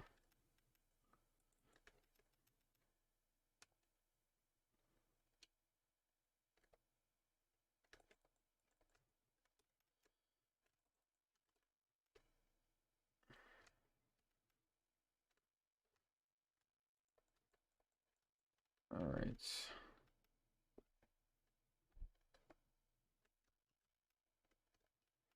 Look. If I can't visually see you and you're worth me hunting you down, I'm not going to come and kill you. Enjoy life. Alright, let's go this way to get one of the DNAs.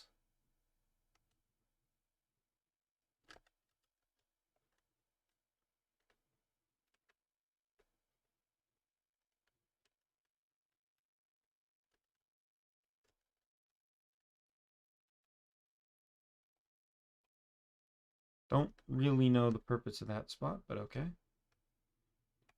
Yo, what is up? Oh, god damn it. A vampire, No, that's not... That's a shock witch, yeah.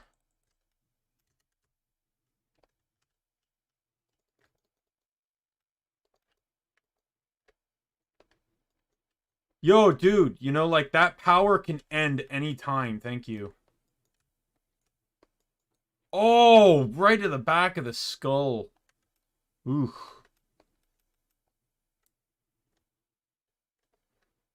Definitely, was a headache for him, for sure.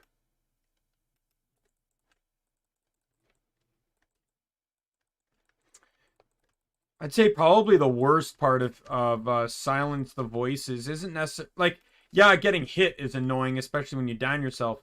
But it's the white effect that just completely disorients you after the hit that also, like, really sucks.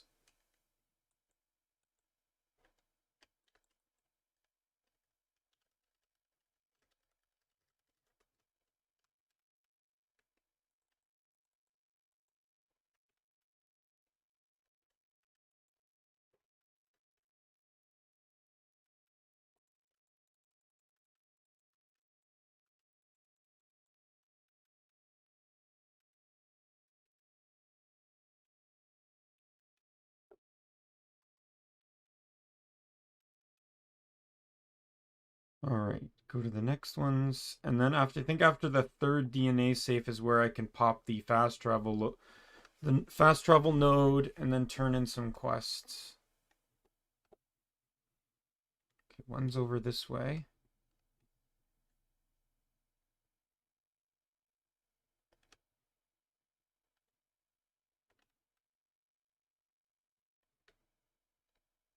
Yo.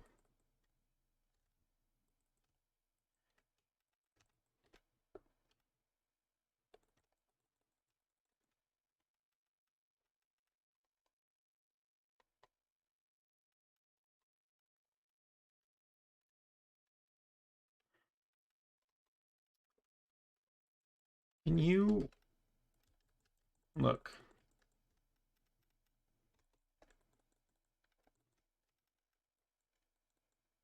Really wish I could possibly get a better,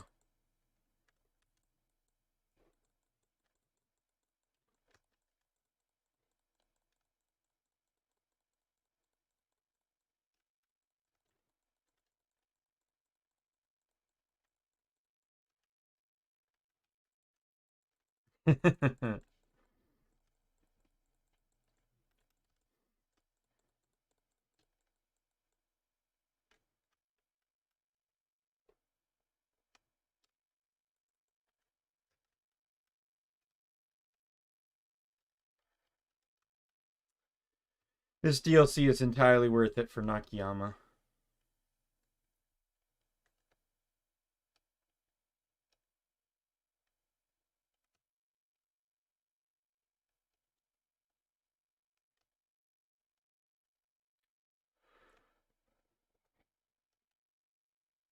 There's one other quest on this map that I need to hand in a current quest to be able to get. And normally I like to do that first, but I thought because of where the fast travel point is on the previous map that it would be more beneficial for me to come to this map and then fast travel back, thinking the fast travel node or point was at the beginning of the map, but nope. This DLC is just filled with inconveniently located fast travel points.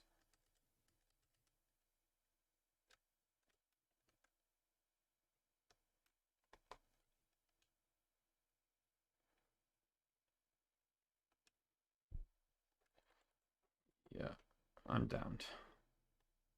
Yo, what is up, Triggerman? Thank you. You shall die so that I may live. Okay, you're probably not scripted, right? Or no, if there's two, then they're scripted.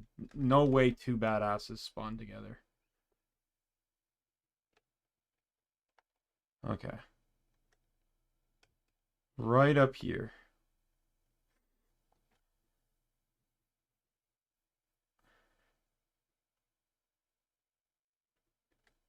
This is where the fast travel node is.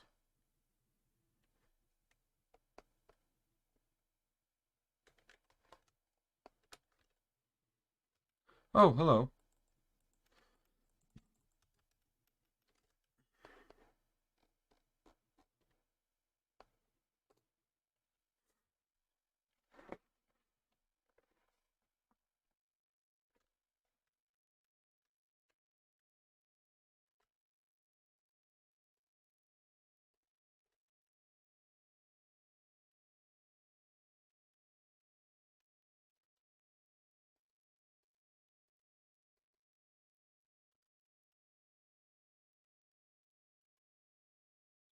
Yeah, I know it's a, I know I realized that after I entered the map that it was at the end of it. Like no, normally in most cases the fast travel's at the front of the map, but like this one and this in this DLC it's like it's middle of the map and middle of the map, and then on the other maps it's like top of the map and just a lot of inconvenient spots. Hey, a two-legged. Yo, what is up?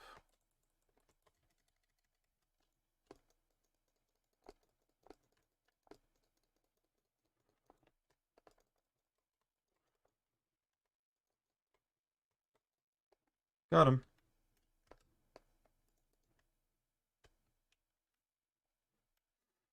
This now this bullymong might be a bit annoying to deal with. Because I'm pretty sure he does not like to be approached. Get too close and he'll clam up. Which doesn't bode well for a melee build.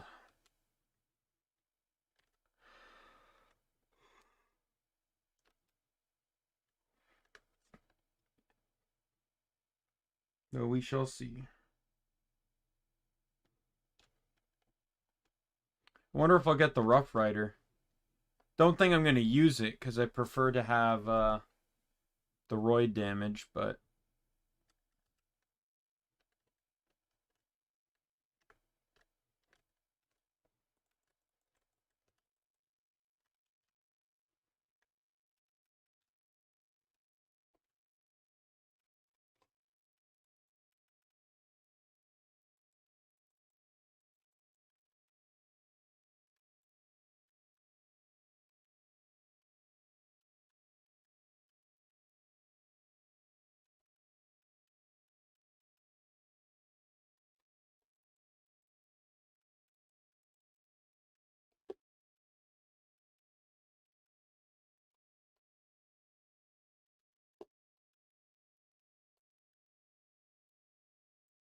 There we go.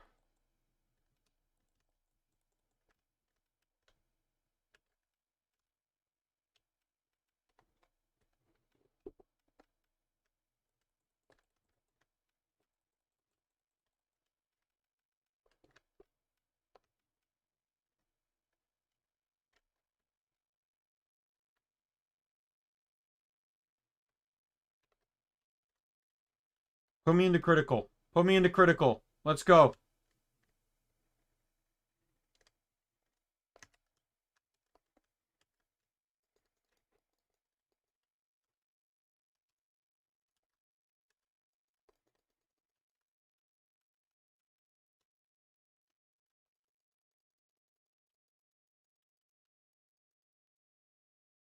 Dude, you're getting closer to me. Don't be mad. You get close to me. And yet I'm the problem? Excuse me.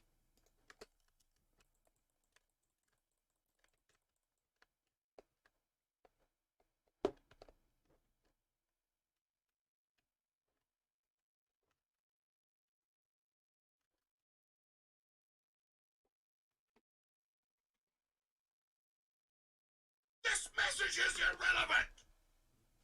Oh, good. My coworker, everything worked out for him.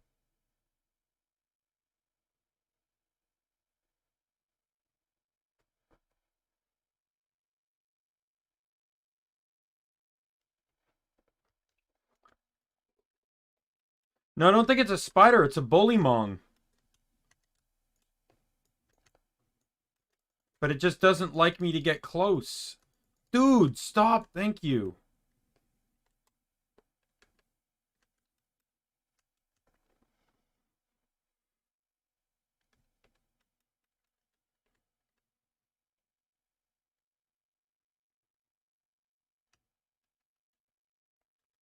Nope, wrong spot.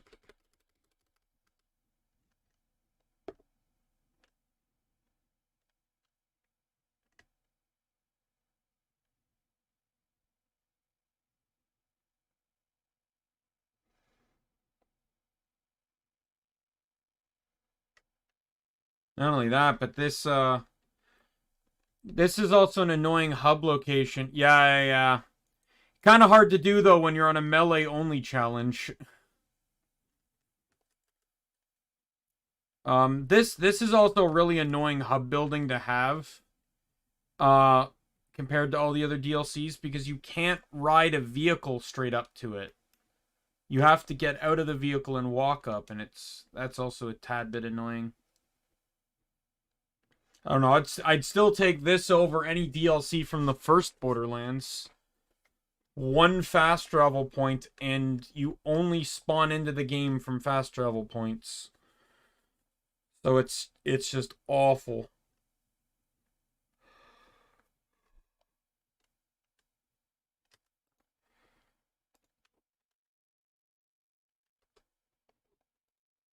Oh, good lord, social interaction is difficult. Absolutely. I think we can all agree on that.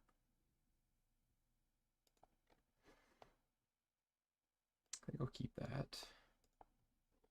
You never know. Well, I'll keep that one too. Junk that.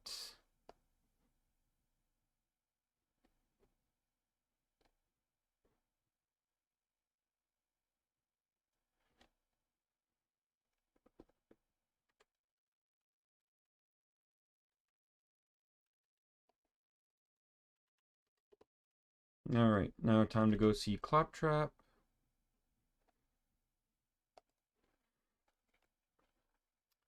Turn in all of his quests.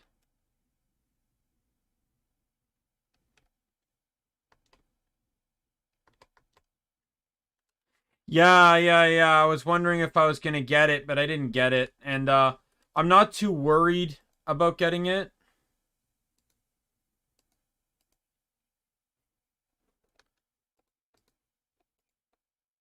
I'm not too worried about getting it because I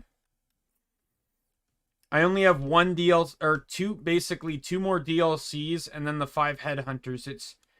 It's not going to be game changing enough for it to matter for me to get.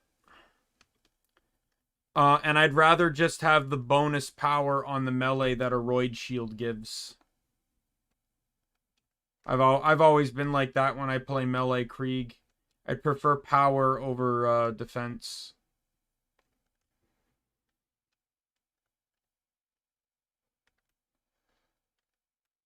Sadly, I can't just fast travel back into the next map because I need to discover the trail.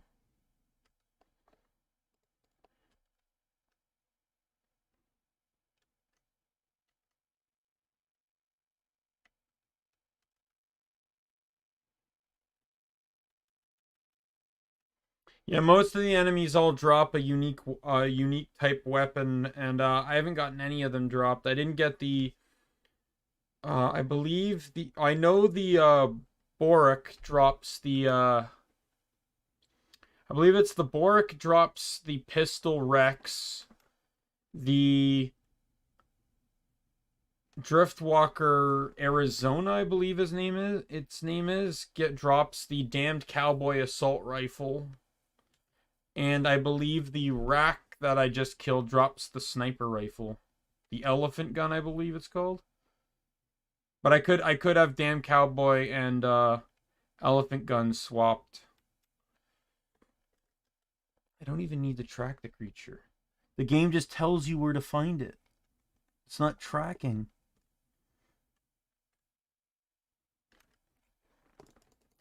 That's like a teacher telling you it's like a teacher telling you to study for the test as they slip the answer key on your table. Like fire.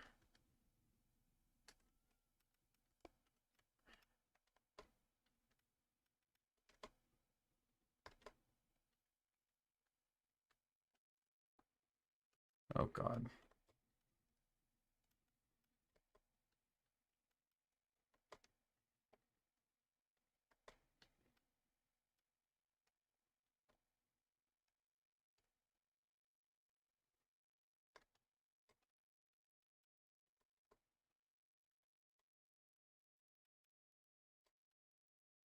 Hey, look, another albino skeg.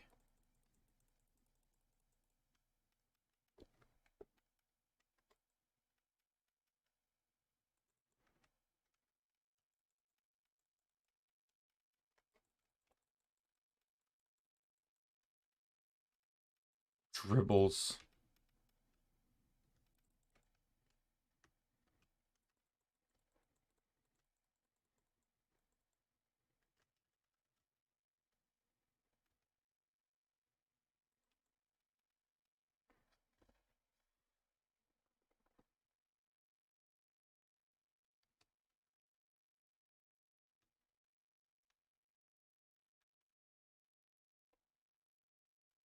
Yeah, I'm just gonna ignore you savages. Don't worry. Don't really care. Just running.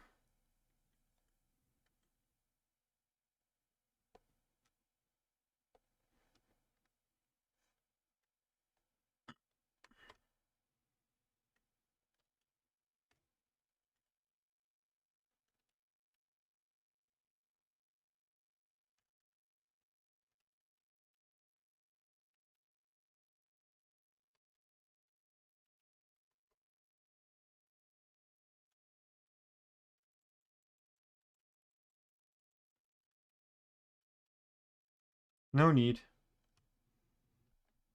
Alright, back here. Might as well just progress with the story. Because it'll take me back to the fast travel point anyways. Is that a tailless? Oh, it's a tailless.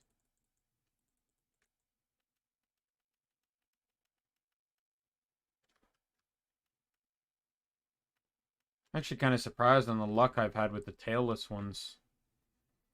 Honestly, finding a slag spore was probably... That's the rarest one to find. I already killed one. Not that I mentioned before. I mentioned earlier that I don't plan to actually complete that quest because a lot of it's just waiting around and load farming, and I don't have the patience for that for one small quest.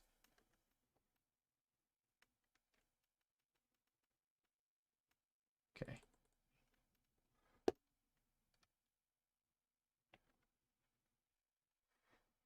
All right.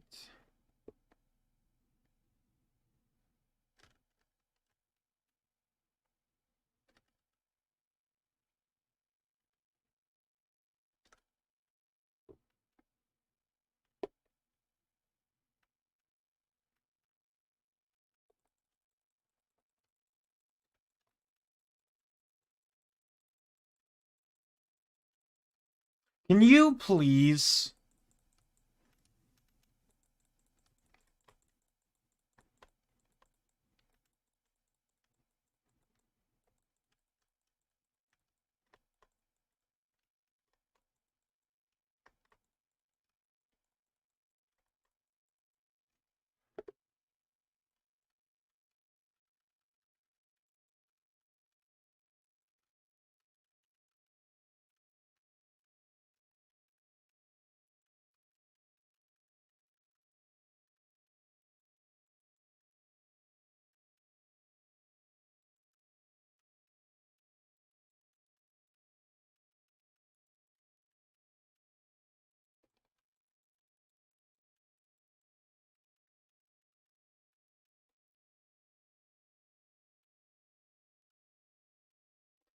Boy, why did I tell you that?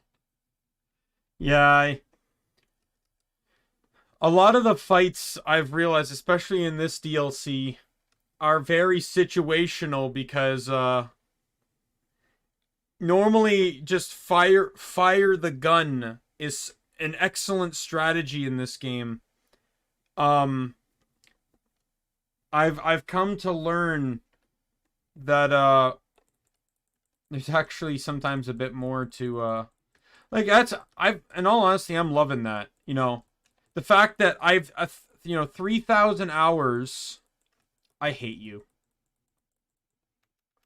3,000 hours in this game and I'm still learning things and I love that.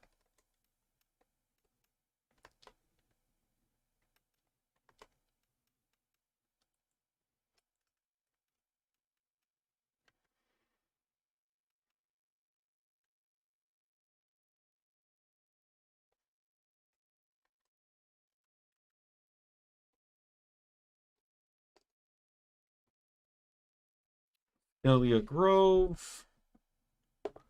Turning Claptrap's last quest.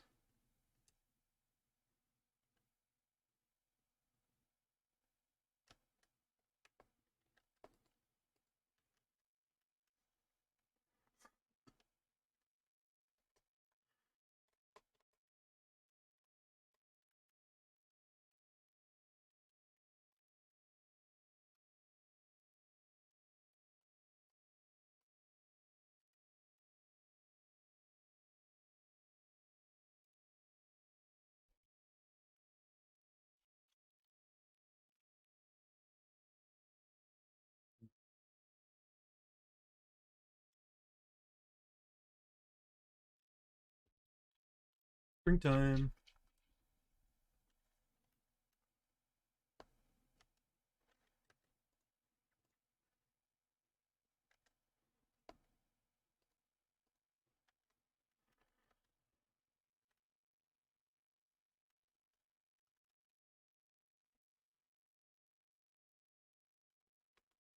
All right. Now because that was a main quest, it won't dialogue skip for these. It just won't start them.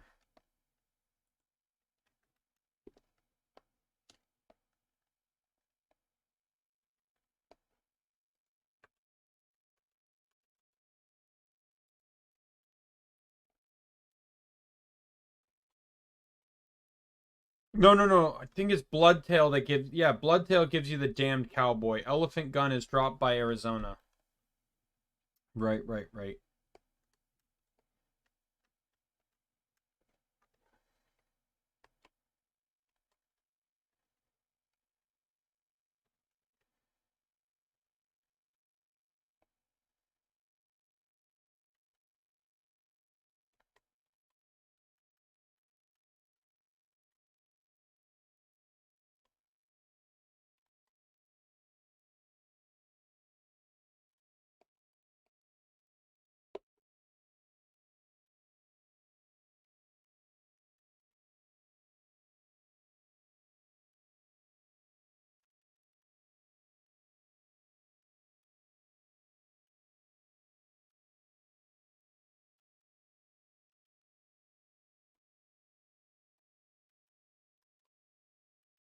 To the next map I go.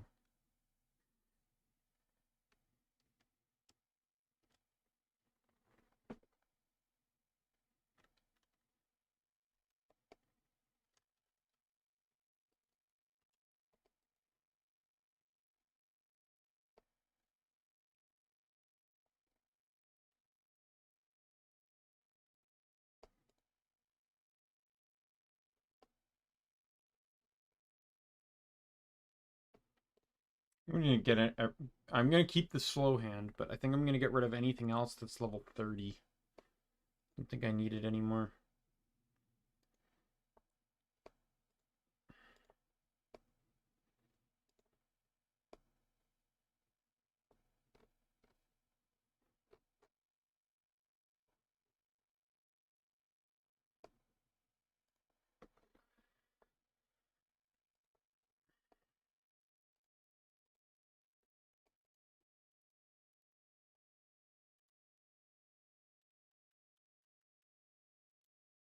Alright.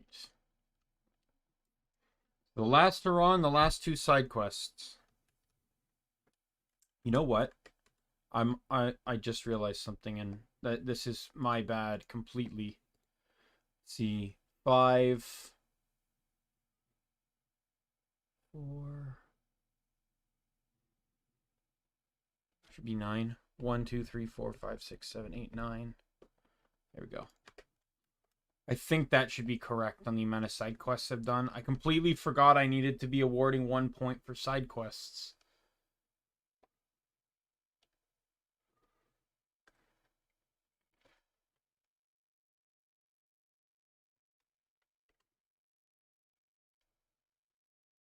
I thought the count was rather low.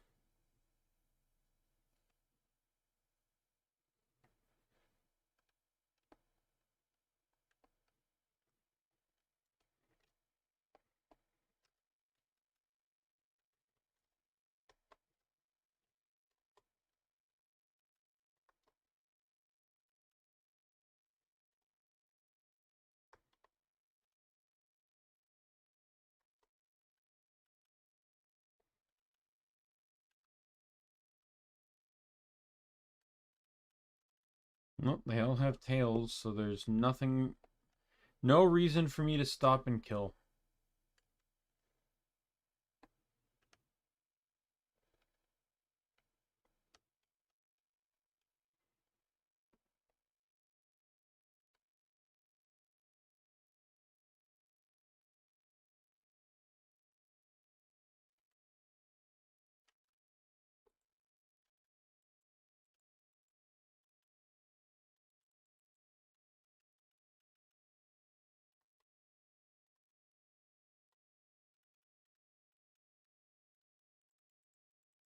Really?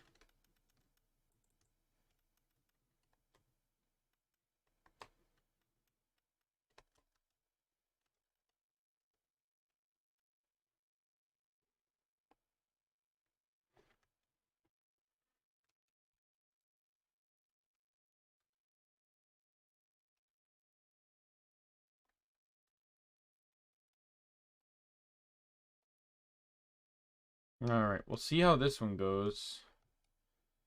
Shouldn't be too hard. Blue wasn't too hard, so... But I think I need to destroy those upper nodes too on Rouge.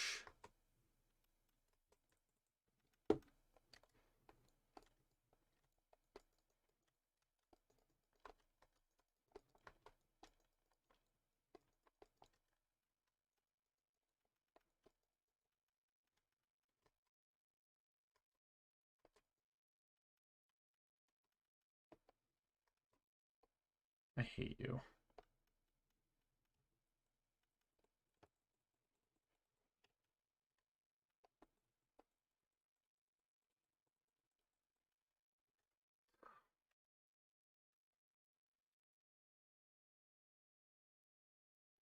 Oh. Why is it always the enemies that are elevated like 17 feet off the ground that are gonna give me the most trouble? All the way back here? Excuse me? Playing an NES game here? May as well just put me back at the fast travel point.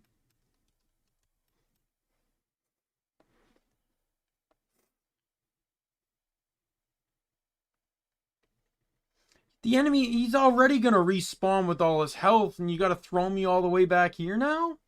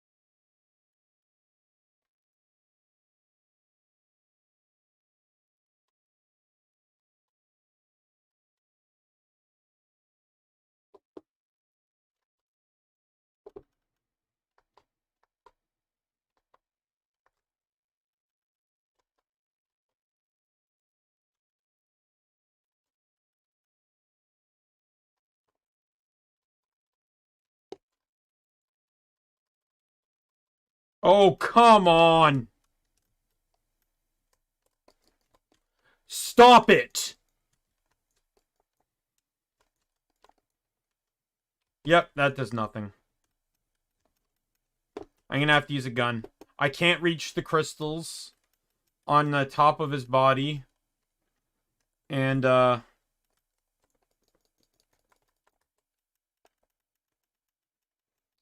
can't reach the crystals on the top of his body, and he's immune to the thrown buzz axe.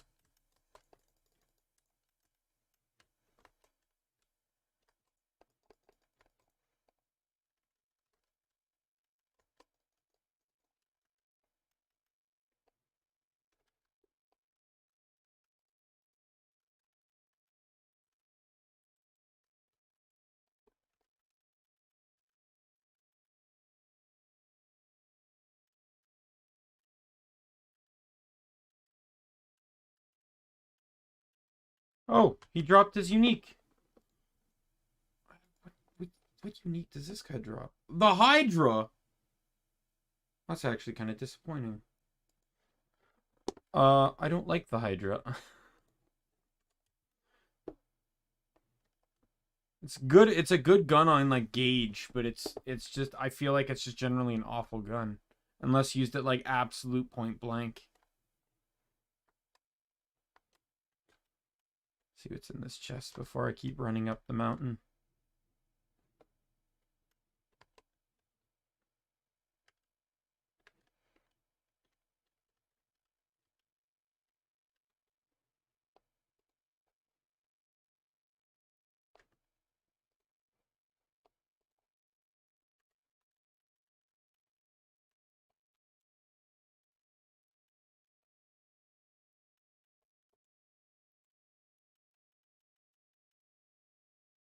Oh, 50 badass rank.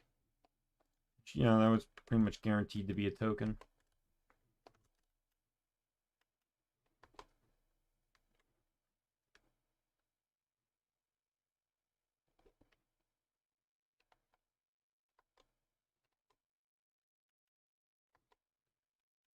I remember when I first did this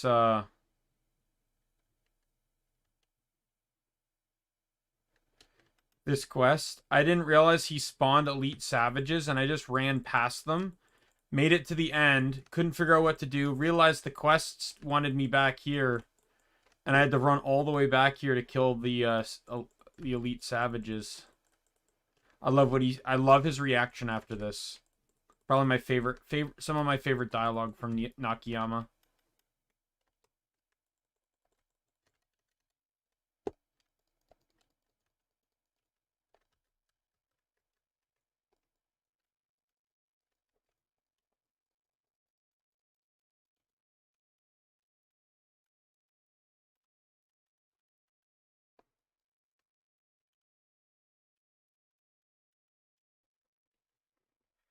Those are literally my best guys.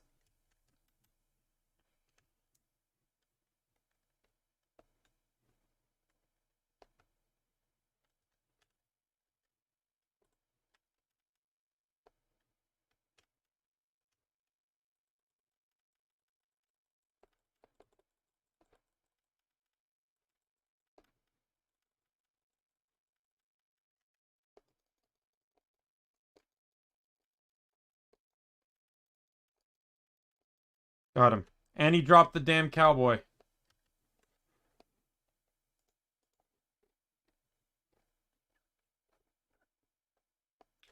think I might keep that because that's basically an a sniper assault rifle.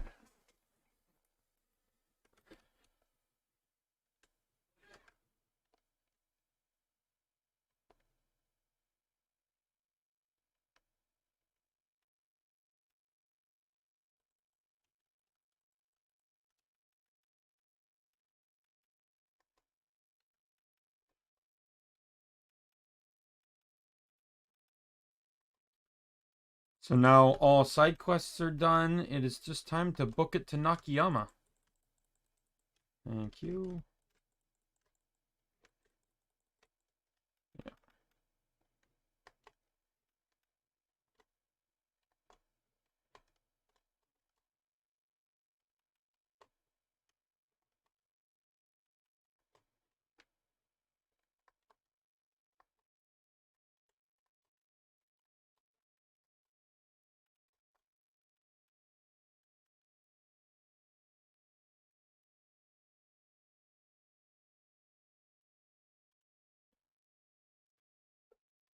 Oops.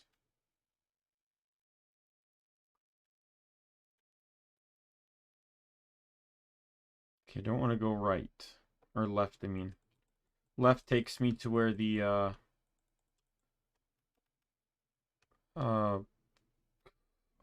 Iridian Guardian, Seraph Guardian is. We can't even fight yet anyways. Home stretch, let's go. Let's do this.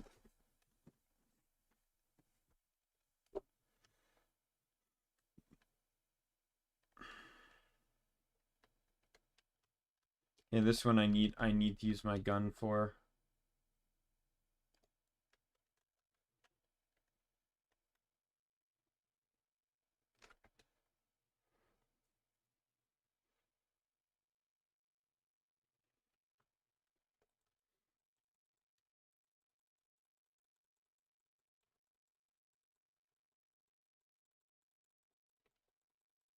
Hope you like your legs.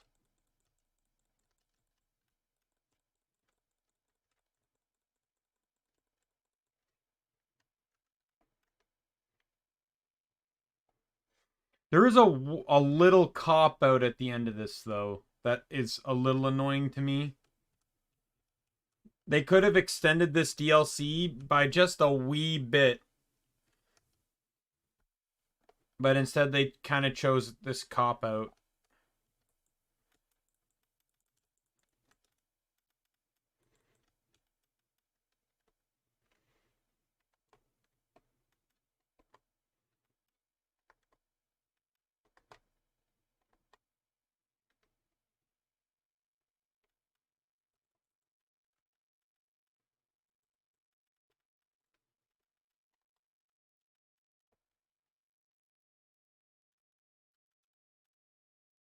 This right here.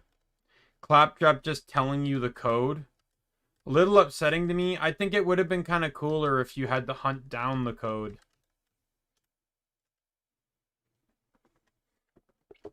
Okay, so I think for this one I am going to need guns. Because the nature of the Jackenstein, um I don't think it can be meleeed.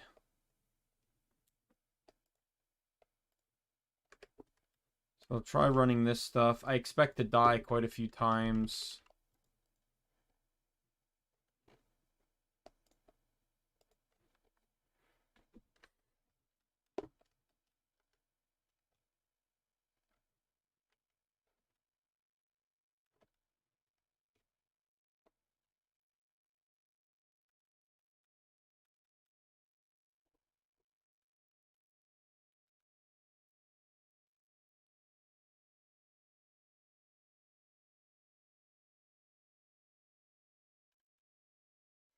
I am very curious as to what creature that is.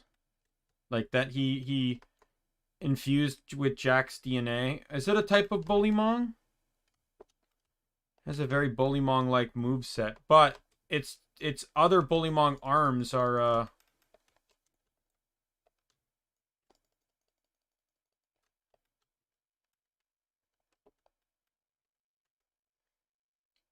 robotic arms. So I wouldn't really say it's a Bullymong.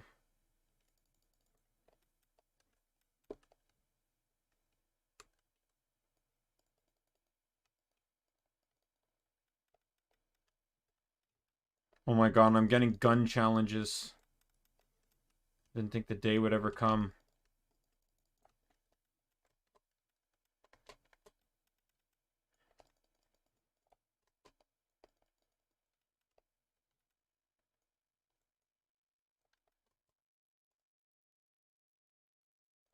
Got him.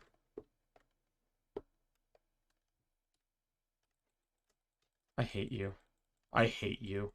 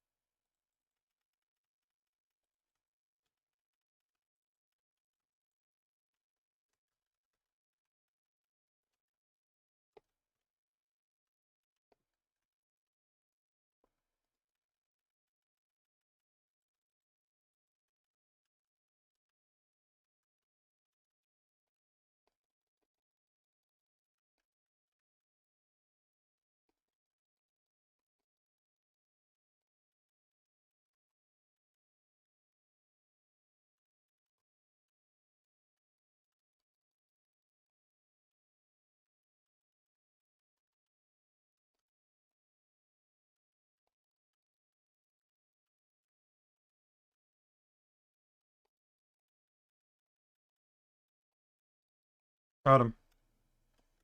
I also didn't get his unique. The yellow jacket.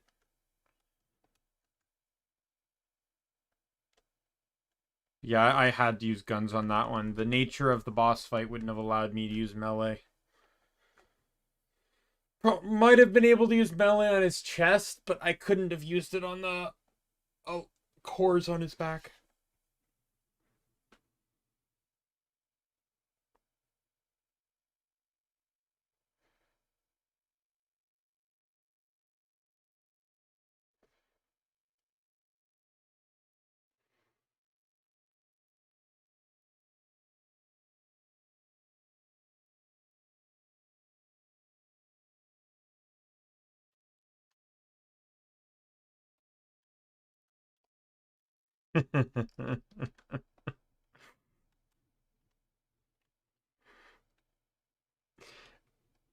Like I'm not even upset.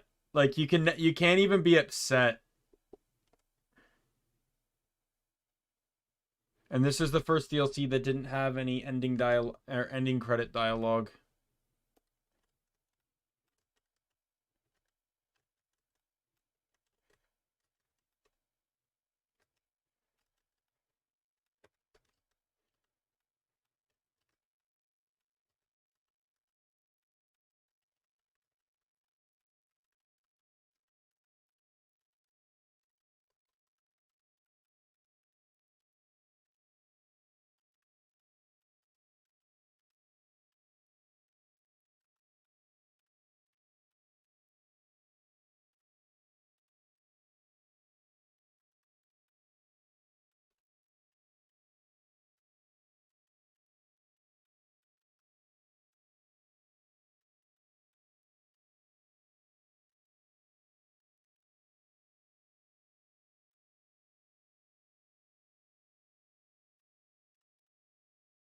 Hmm.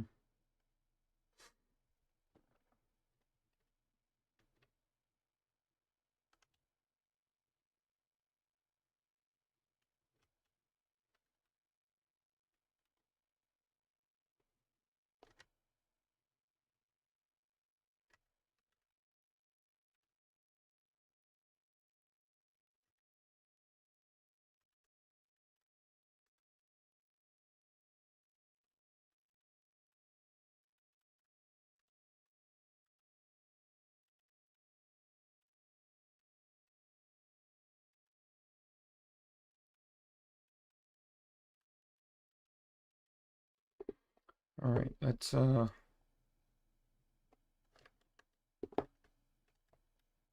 I need to go against the flat wall.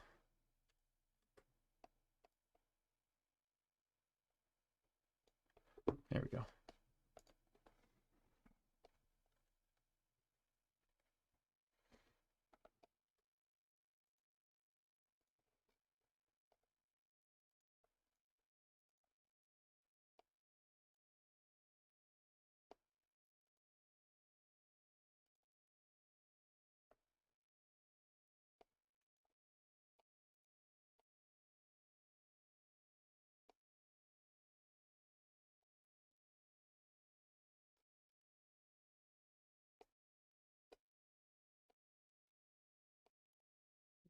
Sell that, sell that.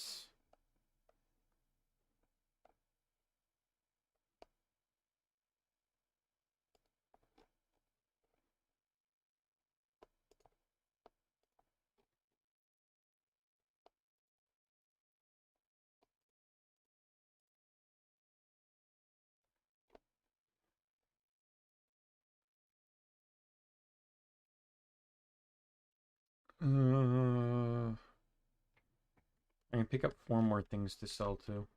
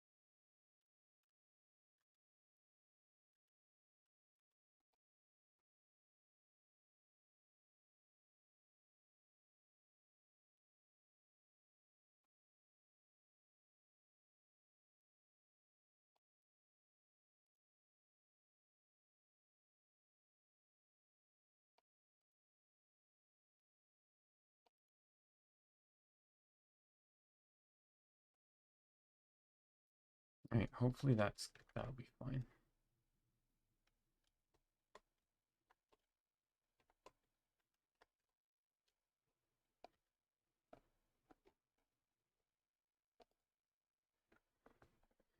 Turn in the quests.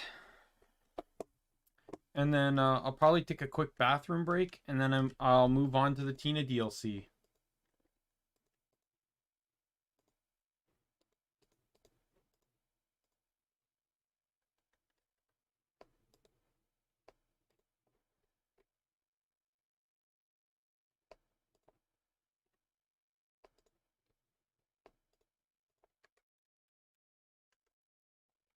I leveled up, and that's 2 more side quests.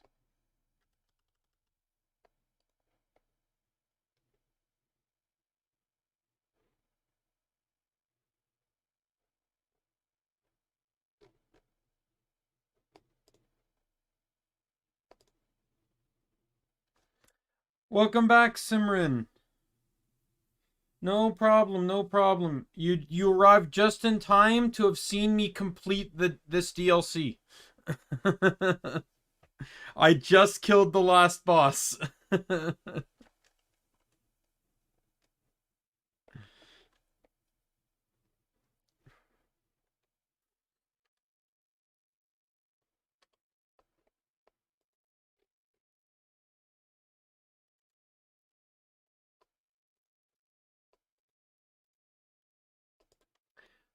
All right.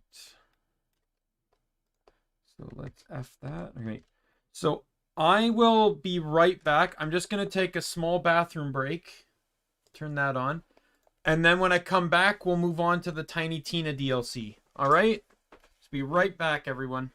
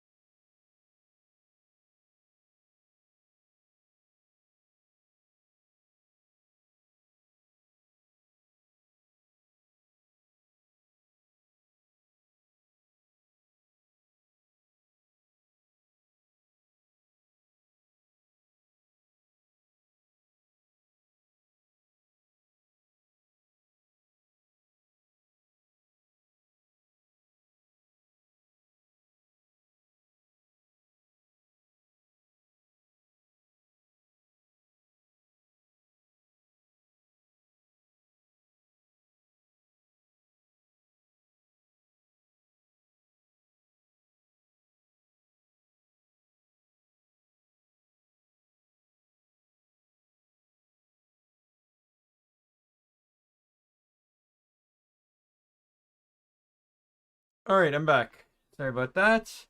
Welcome Pizza to the stream as well. Yep, definitely I'm enjoying some meat bicycles in this stream. If you saw me moving around before I turned my mic on, that is because I came back to the bathroom and a cat was in my room. I closed my door when I streamed, so I tried to get the cat out. All right. So we have finished this. So next, Unassuming Docks. Off to the Tiny Tina DLC. I'm going to be quiet for this because this is an excellent intro.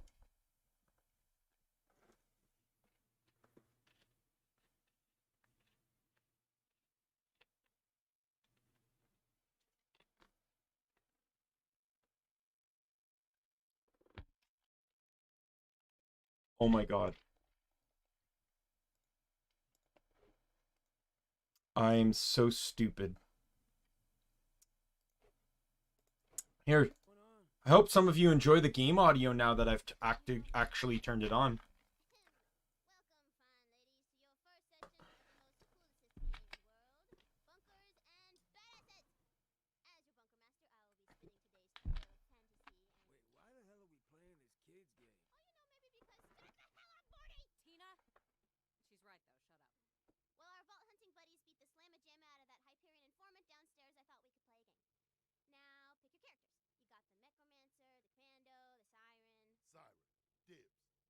Siren's name is Brick, and she is the prettiest.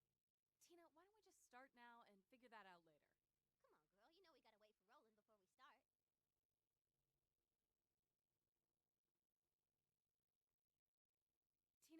we start. Tina, Roland's not coming, right? He's not here anymore. Yeah, he's probably running late or something. We'll just start now. So, like I said, roll for initiative, suckers!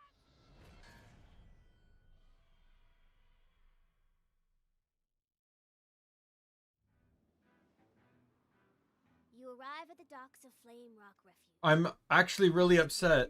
I spent all that time complimenting Ian Sinclair's voice acting as Professor Nakayama and did not have the game audio active for that entire DLC. For that entire DLC, no game audio is active. I'm actually kind of mad.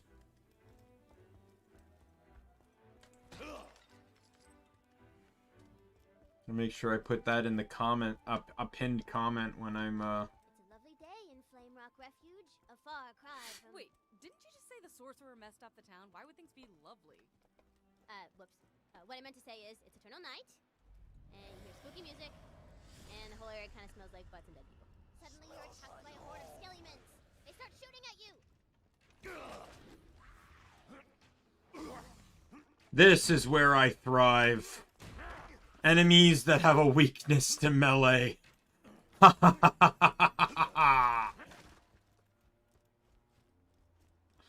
Skeletons have like a 50% weakness to melee attacks. And it's great. It's gonna be beautiful.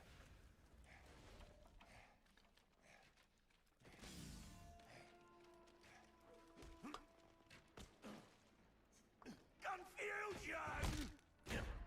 I got a rampage! Gotta heal!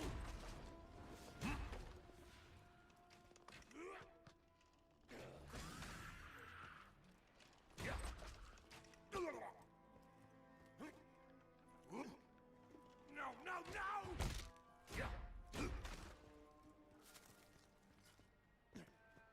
You get close to the entrance to Flame Rock Refuge, but suddenly... the handsome sorcerer's pet dragon appears! Surprise attack!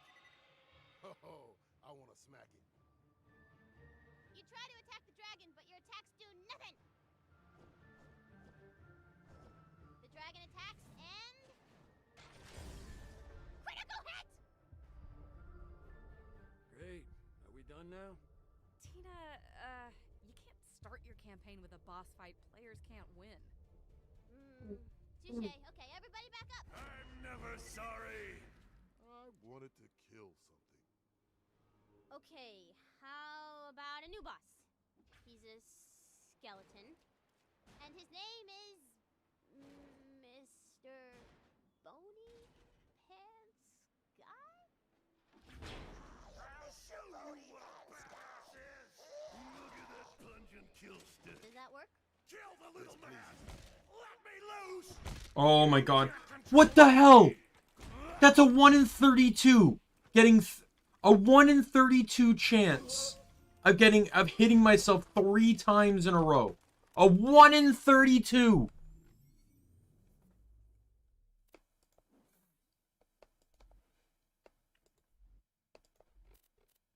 I wanted to see the weapons he dropped.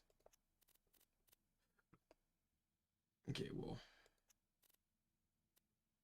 I don't care about that.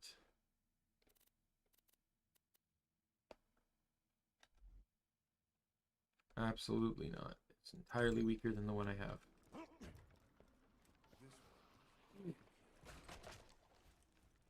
Yo, Immortal Skeletor, how are you doing? My good sir. Pull that out. Yep. Confusion! I know that's an achievement that I'll probably most definitely get in this playthrough. Which is, you have to think you kill 5 or 10 of those guys by pulling out the swords. Honestly, if you kill every single one you see, you're pretty much guaranteed to get it, so. Shut up!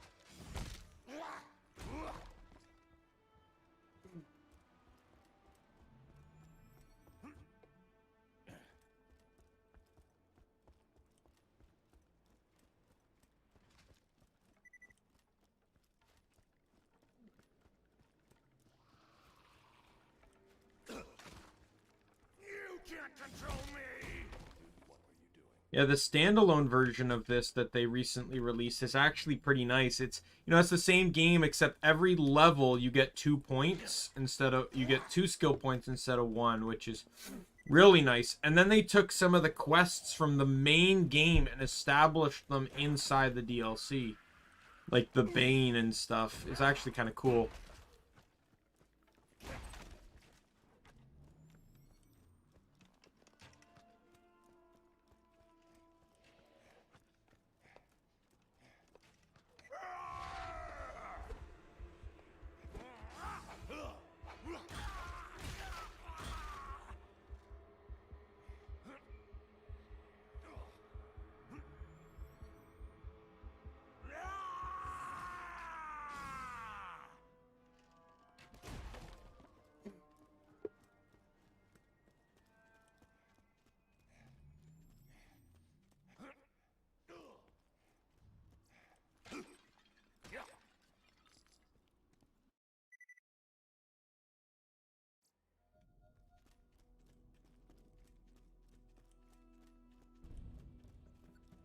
You've entered the town of Flame Rock Refuge. In the distance, you see the town's scouting blimps, always alert in case of battles and stuff. What you gonna do now? Stop playing this game? Let's talk to some townfolk. A grand idea. Magic's magic. Nothing like a gun at your side. Oh, honesty. How much more is that than the one I have? Farewell. Because I might just sell it. Why choose an honorable weapon? Not even that much Find more. a gun. I don't know. I think I'll keep it. See Yeah. ya. The queen has gone missing. Maybe her bodyguard Eleanor knows where she went. If the queen doesn't return, we shall never see the sun again. Sounds like we should go find this Eleanor. The bodyguard isn't here. Oh, whoops. Forgot to put her piece on the board. Blam! Girl looks like she got a problem. I punch her problems. I talked to her. In character, of course.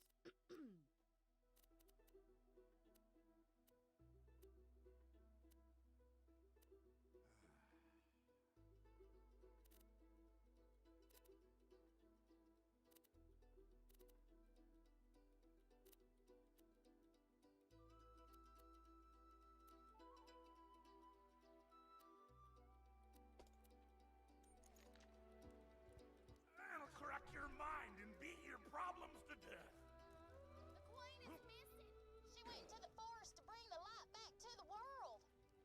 So where'd she go? She said something about using the tree of life to undo the curse. That must be where she's going. And so your purpose became clear. You gotta go to the forest and help the queen.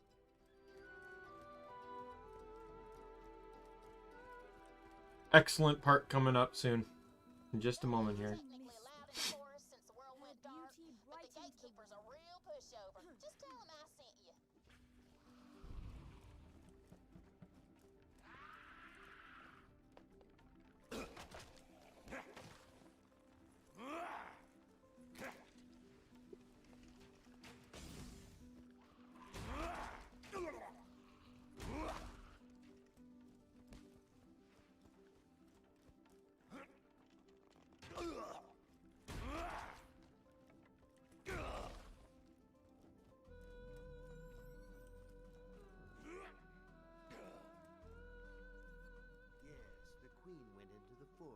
It's too dangerous to go alone.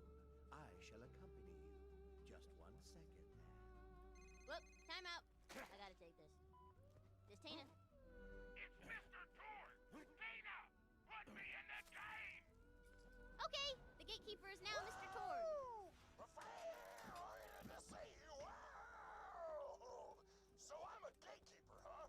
In that case, you gotta prove your bad attitude to get past me. First task, blow up the village's scouting clips with the fire ribbon. Because reasons!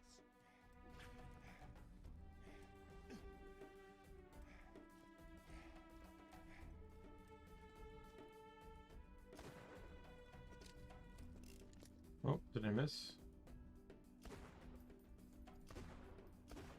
Probably has to do with how weak this weapon is.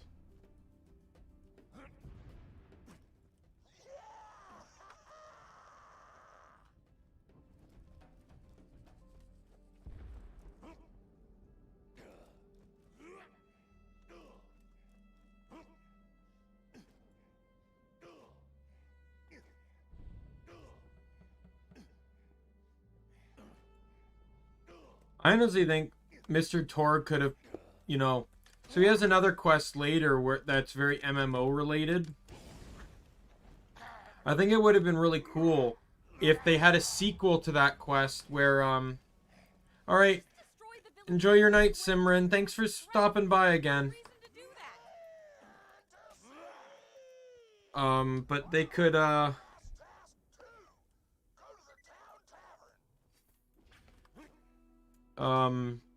he could have done another one where it was another MMO one based off of gatekeeping, since Tina initially made him a gatekeeper.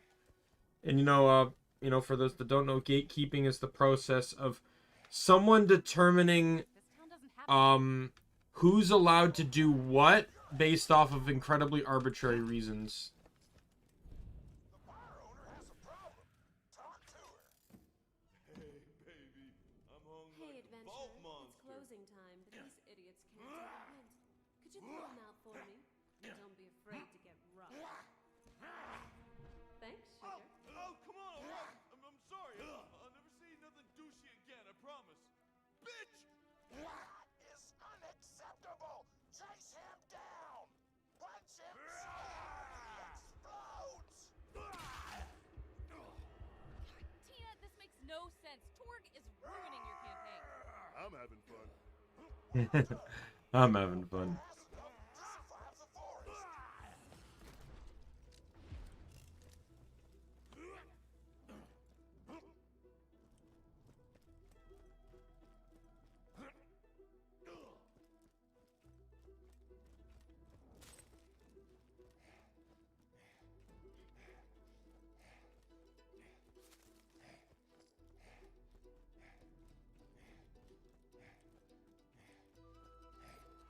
What? New mission! I want you to blow up the ocean! Can you please get him out of our way? Alright, fair enough. Okay, Mr. Torg, I banish you to the stocks. Awesome! Anyway, I'm called Davlin, the gatekeeper. I shall open the way to the forest. You will not survive the horrors of the forest on your own. I shall meet you inside and serve as a guide. Alright, let's get all the side quests.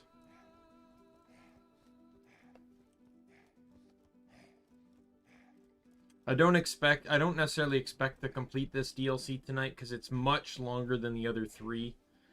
Like, it took me 3 hours to beat Hammerlocks. This one would probably take me about 5. Times are tough, sugar. Ever since the sorcerer cast his crumpocalypse spell, we've been running awful low on food. If you spot any crumpets, be a doll and grab 'em, would you? Wait, we can only bring the town crumpets? Tina, you know there are, like, other kinds of food, right? You haven't seriously been living on just crumpets for the last few years, have you? I do not understand the question. I do not understand the Thanks question. again for taking care of those numbskulls. I left a gun for you kinda sorta nearby. Feel free to grab it, honey bear. I love that. Kinda sorta nearby. Hey, nope. I got a problem. Like 3 maps over nearby. Head to the forest and find me something that'll protect all this beautiful girth. Get booked! Alright! I got a sweet ass quest for you. First, Borg, why are you even playing? We all know you aren't actually interested in nerdy stuff, muscle welcome boy. to Flame. What? I can't like geek stuff just 'cause I take care of my body? Discrimination! Can we get rid of this phony already? Ladies, I have an idea. Adventurers, you must find the 3 hidden questions of true geekiness. Torg, if you can answer my nerdy questions 3, then a part of this game you shall be.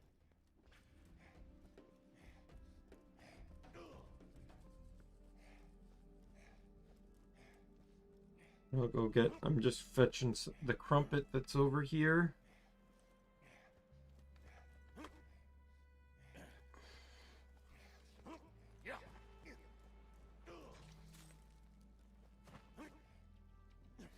Goodbye, spiders. I won't miss you.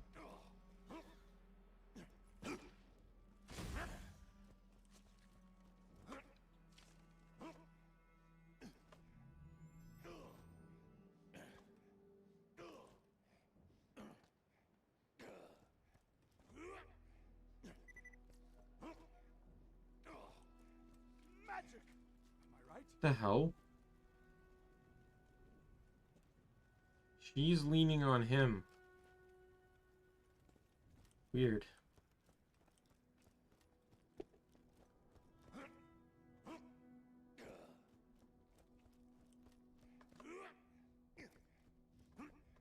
Alright, time for a gimme quest. Hello, Grouchy Grim! Welcome to the stream. You see Sir Reginald von Bartlesby, aristocrat and riddlemeister. If you can solve one of his brain teasers, you'll get a reward. Well met, adventurers. I have a riddle for you. I am everyone and no one. Everywhere, nowhere. I like trying to do this. Everybody roll your insight stat to see if you can solve that riddle. I shall repeat the riddle. I am everyone and no one. Brick, don't slam your dice onto the board. You broke Tina's figurine. Whoops. You won. Yay. You can spawn clipped into the dice if you stand there. Oh. Alright, that's one side quest.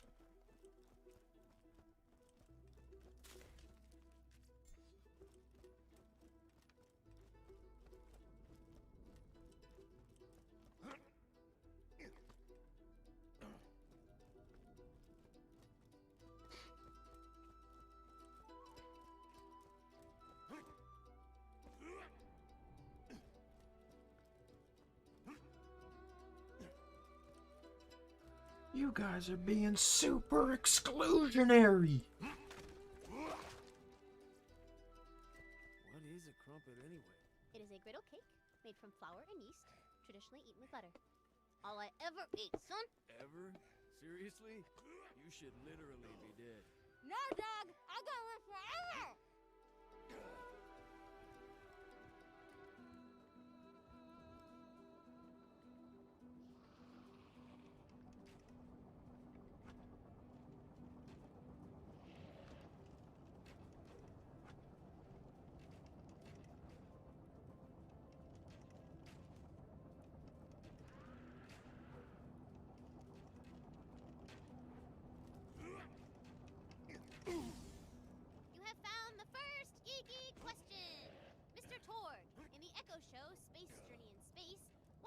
ship denoted that a crew member was likely to be eaten by a thrag. Red? Duh! Correct! On to the next question, adventurers. Space eaters in space. All this stuff again? Because you're a muscly guy. We gotta make sure you're not faking geekhood just because it's trendy.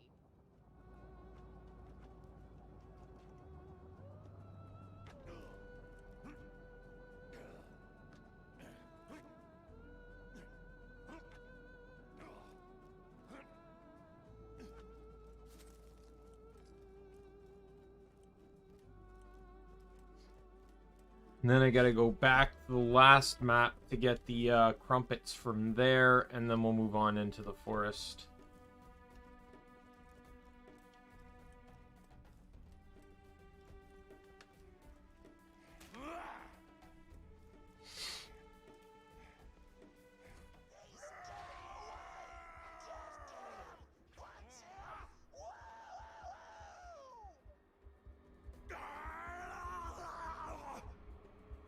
Question 2. In the Echo Book series King of Jewelry, the rightful king needed to reforge his broken blank. Sword! Correct! On to the final question. Man, you guys are being super exclusionary! Look, when I was a kid, boys mocked me for two reasons. My tattoos and bunkers and badasses. I suffered for my geekiness. You don't get to invade my culture just because it's cool right now. Holy Scott, suck!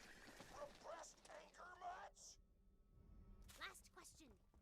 In the 23rd episode of the 15th season of Blue Box Adventures, what is the name of the ship that abducts the Blue Box? I don't know. Ooh, bad luck. I don't know. I say you got 2 out of 3. That's pretty good for me. I'm just interested in sci-fi and fantasy and unicorns and... Why can't I be part of your game? Oh, wow. I kind of feel like a dick. Me too. Torg, I'm sorry. You can totally join our game. You can give out side quests in town or something. All right! You guys sure are the best. Where my mama didn't name me... Mr. Torg! Wait, Wait, Mr. Your first name is Mr. Torg? What's your last name? Flexington! Quest time, Humpa. Oh, and then you get the, Whom you should kill is hiding out nearby. End of quest briefing. and then you got the, Thanksgiving Headhunter DLC where it's like, where it's, his full name is revealed as Mr. Torg Mr. Torg High Five Flexington is his full name.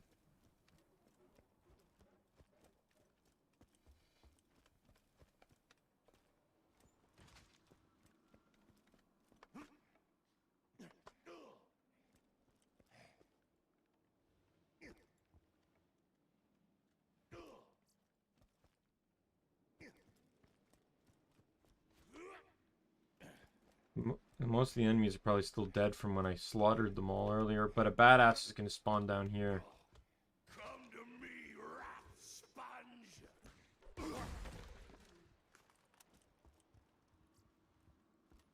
Once you start the Crumpet quest, it's guaranteed to spawn a badass there.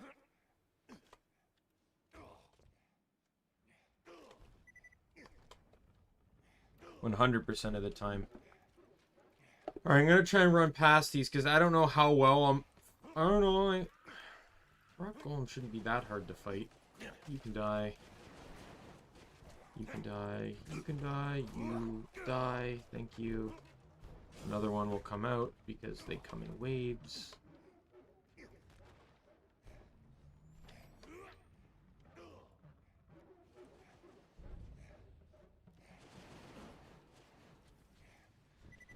I can't hear you.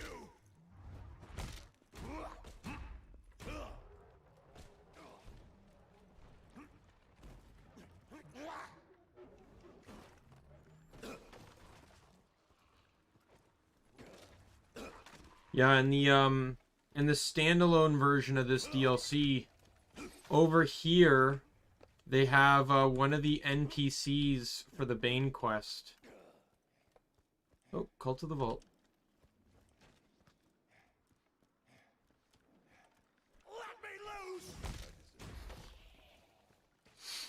I'm actually happy that I have Iridium. One issue I have with the, one second. With the, standalone version is that you have no Iridium when you come in.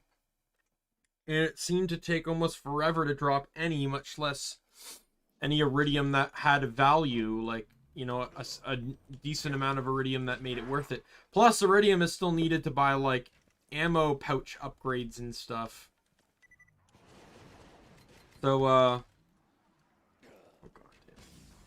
One second.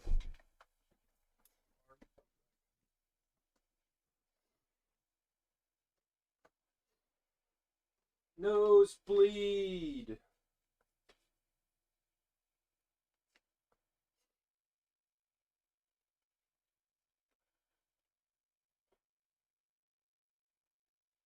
I love winter. Winter is the best season.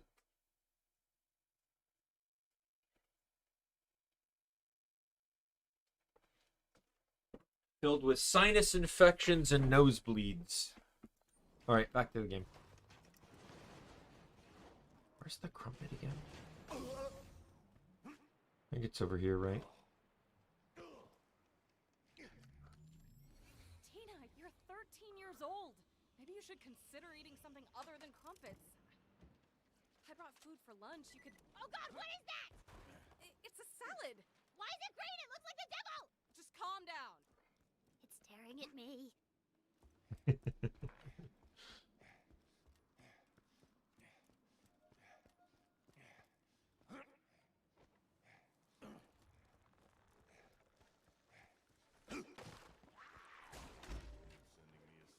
Stop judging me!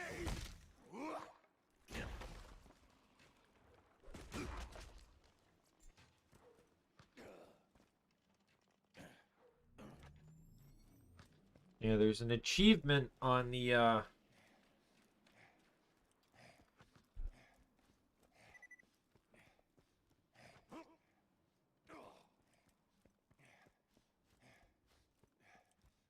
There's an achievement in this to roll a 20 on the chest.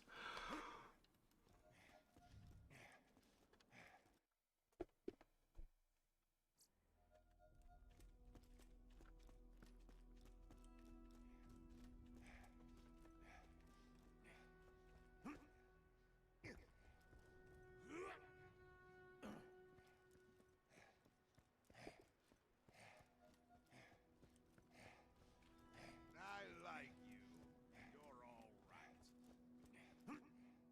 right. Alright, with that said, I can move on to the next map.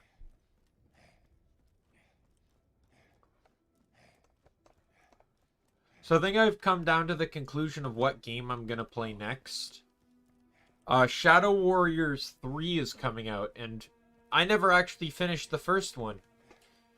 I played through a decent amount of it on my old laptop, but I never played it on my PC because at the time, my computer for whatever reason, did not like playing that game. It would grind and rave and oh. But I got a way better setup now, so I definitely want to play Shadow Warrior. Boring. Plus, I'd like to be able to play a game where I can shoot a gun again. That's story related and isn't Gunfire Reborn. Like, love Gunfire Reborn, and I'm not taking it out of the rotation, but you know, I'd like to have like a more story-oriented gun game in the lineup.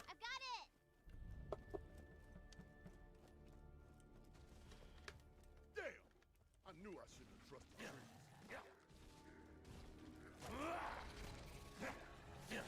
Quiet!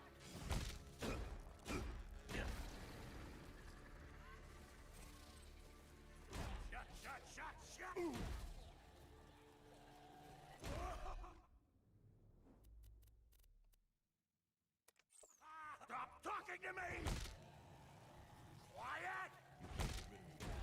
There we go.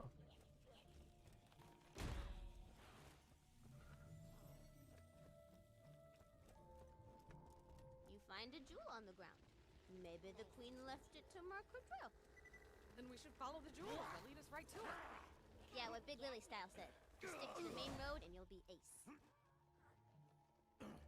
This forest grew from the corpses of my enemies. Isn't that a kick in the ass? Hey, maybe after I kill you, a fern will grow out of your body or something. People like ferns. You ever notice that?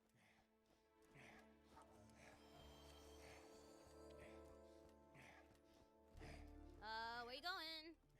We're exploring.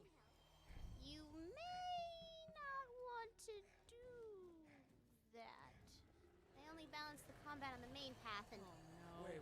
How in the hell are we supposed to kill these Go things? insane! Ah! My bad! My bad! I'll fix it! I can... Let me fix it! Look out, minion! Boom! Combat balanced! I think Claptrap was about to give me the warning on the skull next to the enemy names.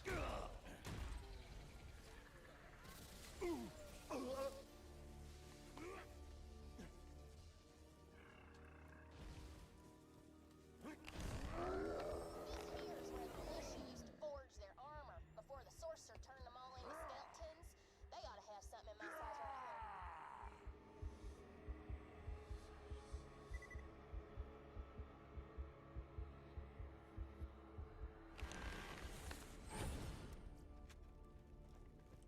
Damn! Looks like somebody hid the armor up in that there tray. Might want to give it a little love tap so it'll drop the goods. That ain't armor. Have you seen me? That little scrap wouldn't cover half a tit. Besides, it ain't like the bad guys are only gonna aim from the saucy bits. Find me something with some more heft to it.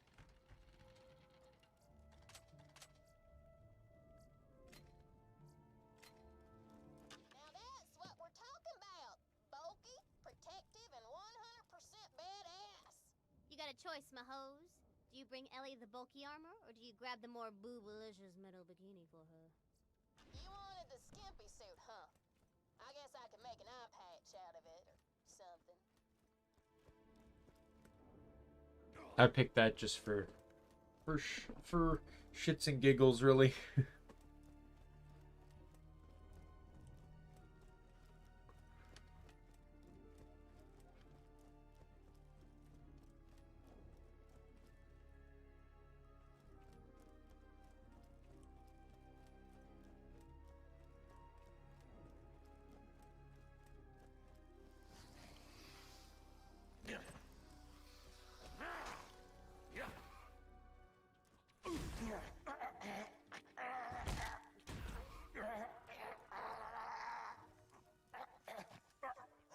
Over here.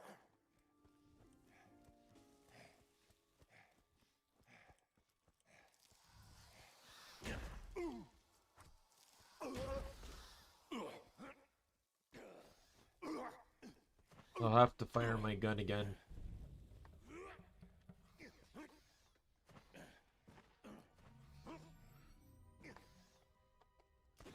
Oops.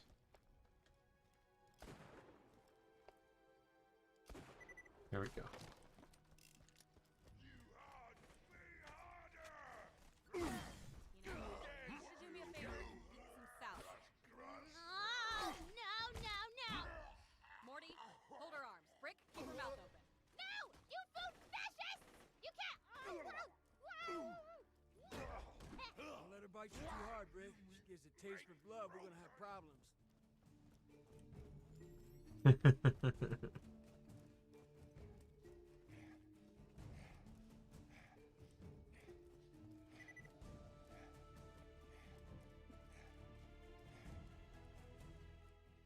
Follow me. I believe the queen went this way. Curses. A dead end. There must be some way through.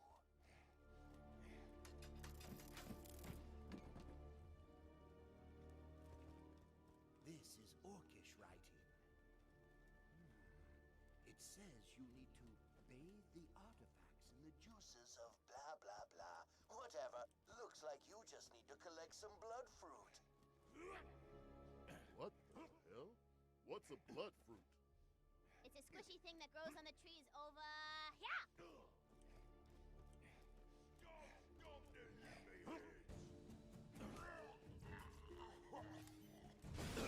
Oh god. Oh, the warlord.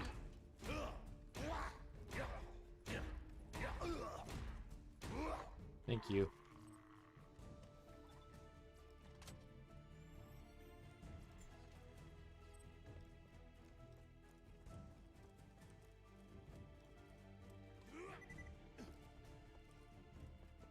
Really kind of glad I took that nap earlier. Definitely, you know, in the beginning it made me feel like I kind of had a slow start, but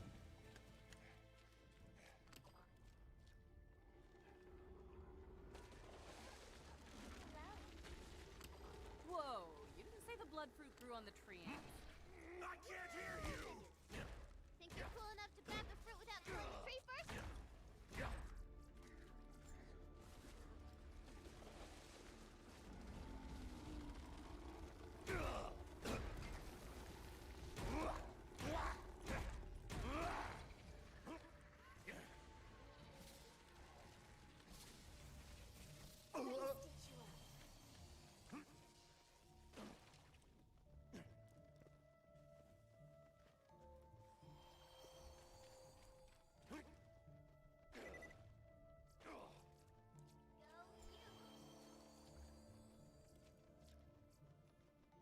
cool.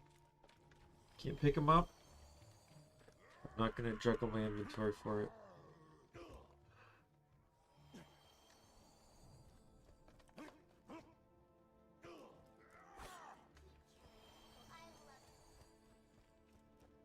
Not looking forward to the next quest.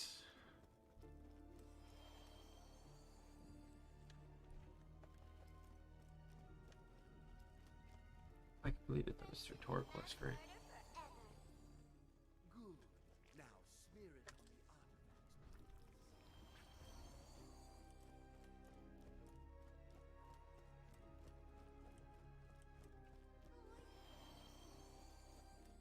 Give me another speed bonus, come on. Thank you.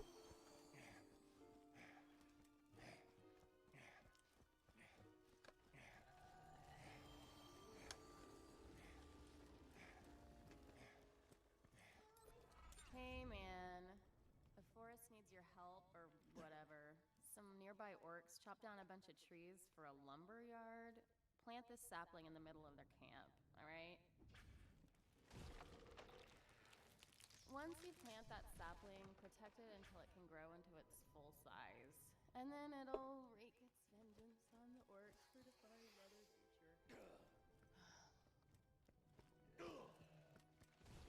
I'm super glad they brought Audrey back.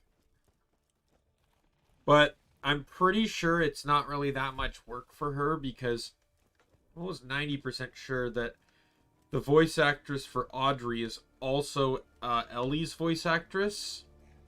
It's the same person, so if already on cast, why not just have her throw in a few voices?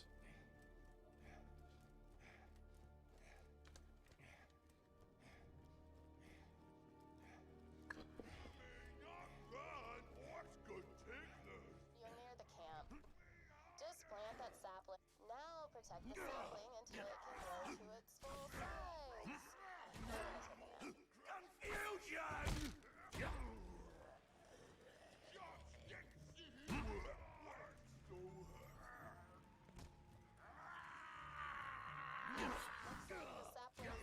Sapling's about halfway grown, so you know.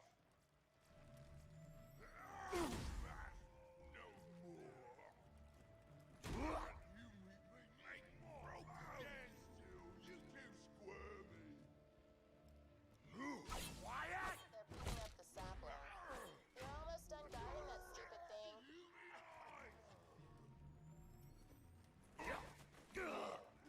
Hey, sapling's getting hit. Just, I know it is. heads up. Kill the little man!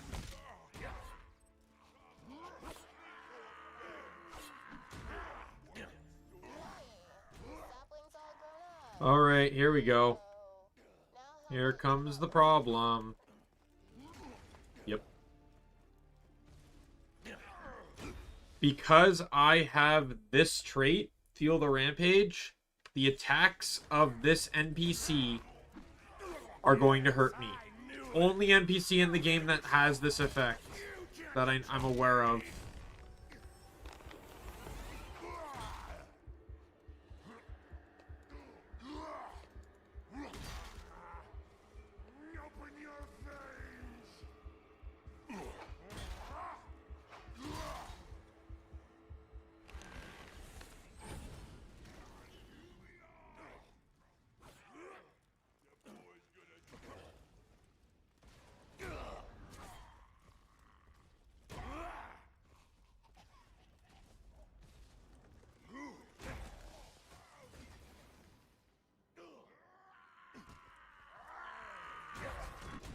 Paper cut.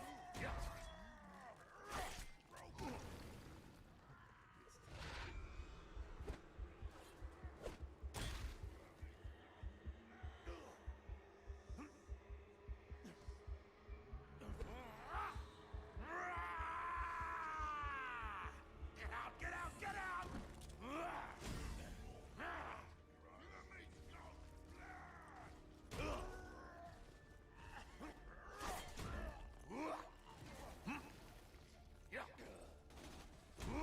The pain goes here!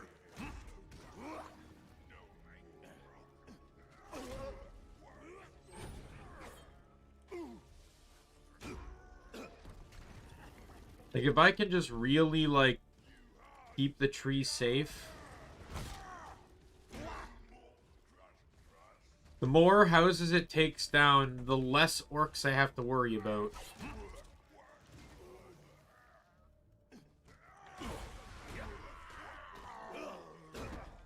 I can't hear you!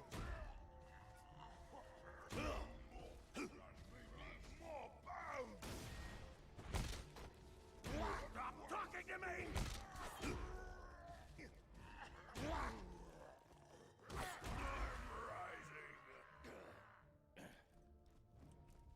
Thanks for sending me over the fence where you now leave yourself more vulnerable. I don't understand this. Why is it only this NPC? Or at least, like, if I have to take the damage, fine. Why do I have to take the knockback?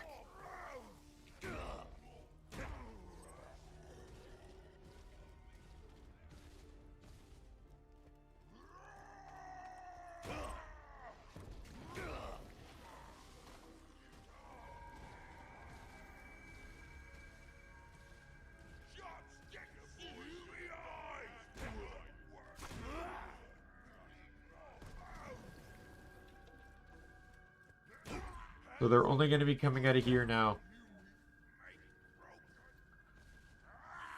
Stop hitting yourself! Rampage and heal! Heal and rampage! Stop talking to me!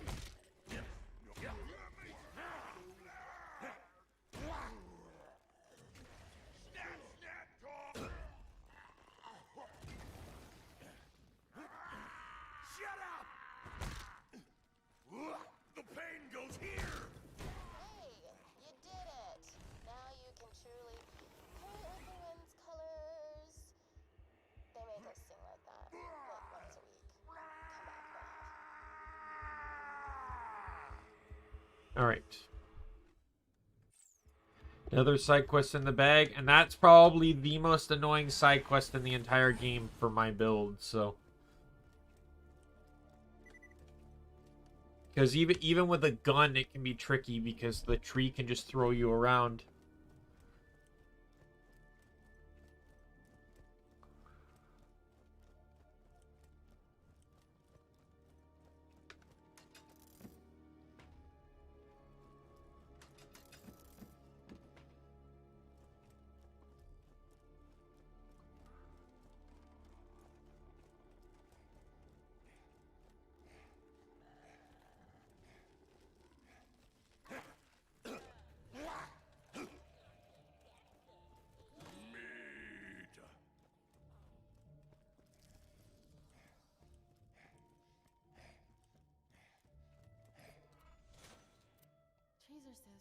I think I'm going to call it on the next map. Right at the front of it. I think that's going to be a good place to call tonight.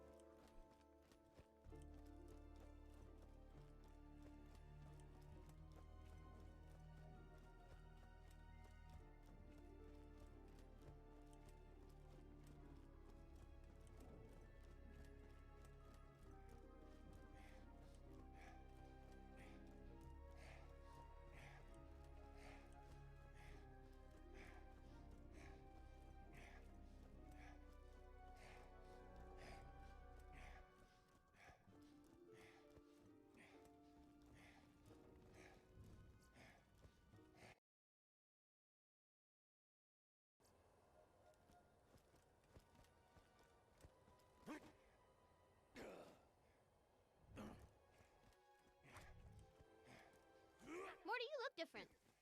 Huh? Looking for a healer? Where's your birdie? Your little birdie friend. Tina, we told you what happened to Bloodwing. So anyway, she's so cute. Where is she? Let's just play the game, right? And these are my wares. Alright. Watch out for those orcs. So I'm going to save and quit here.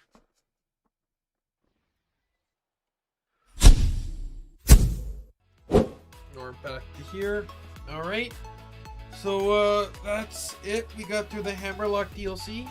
Really wish that I had the audio active in the game.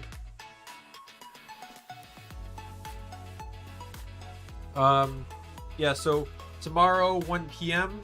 I have a cross-stitching stream with you know, my cross-stitching of Calliope Mori, or Mori Calliope, whatever your preferred preference is in her name.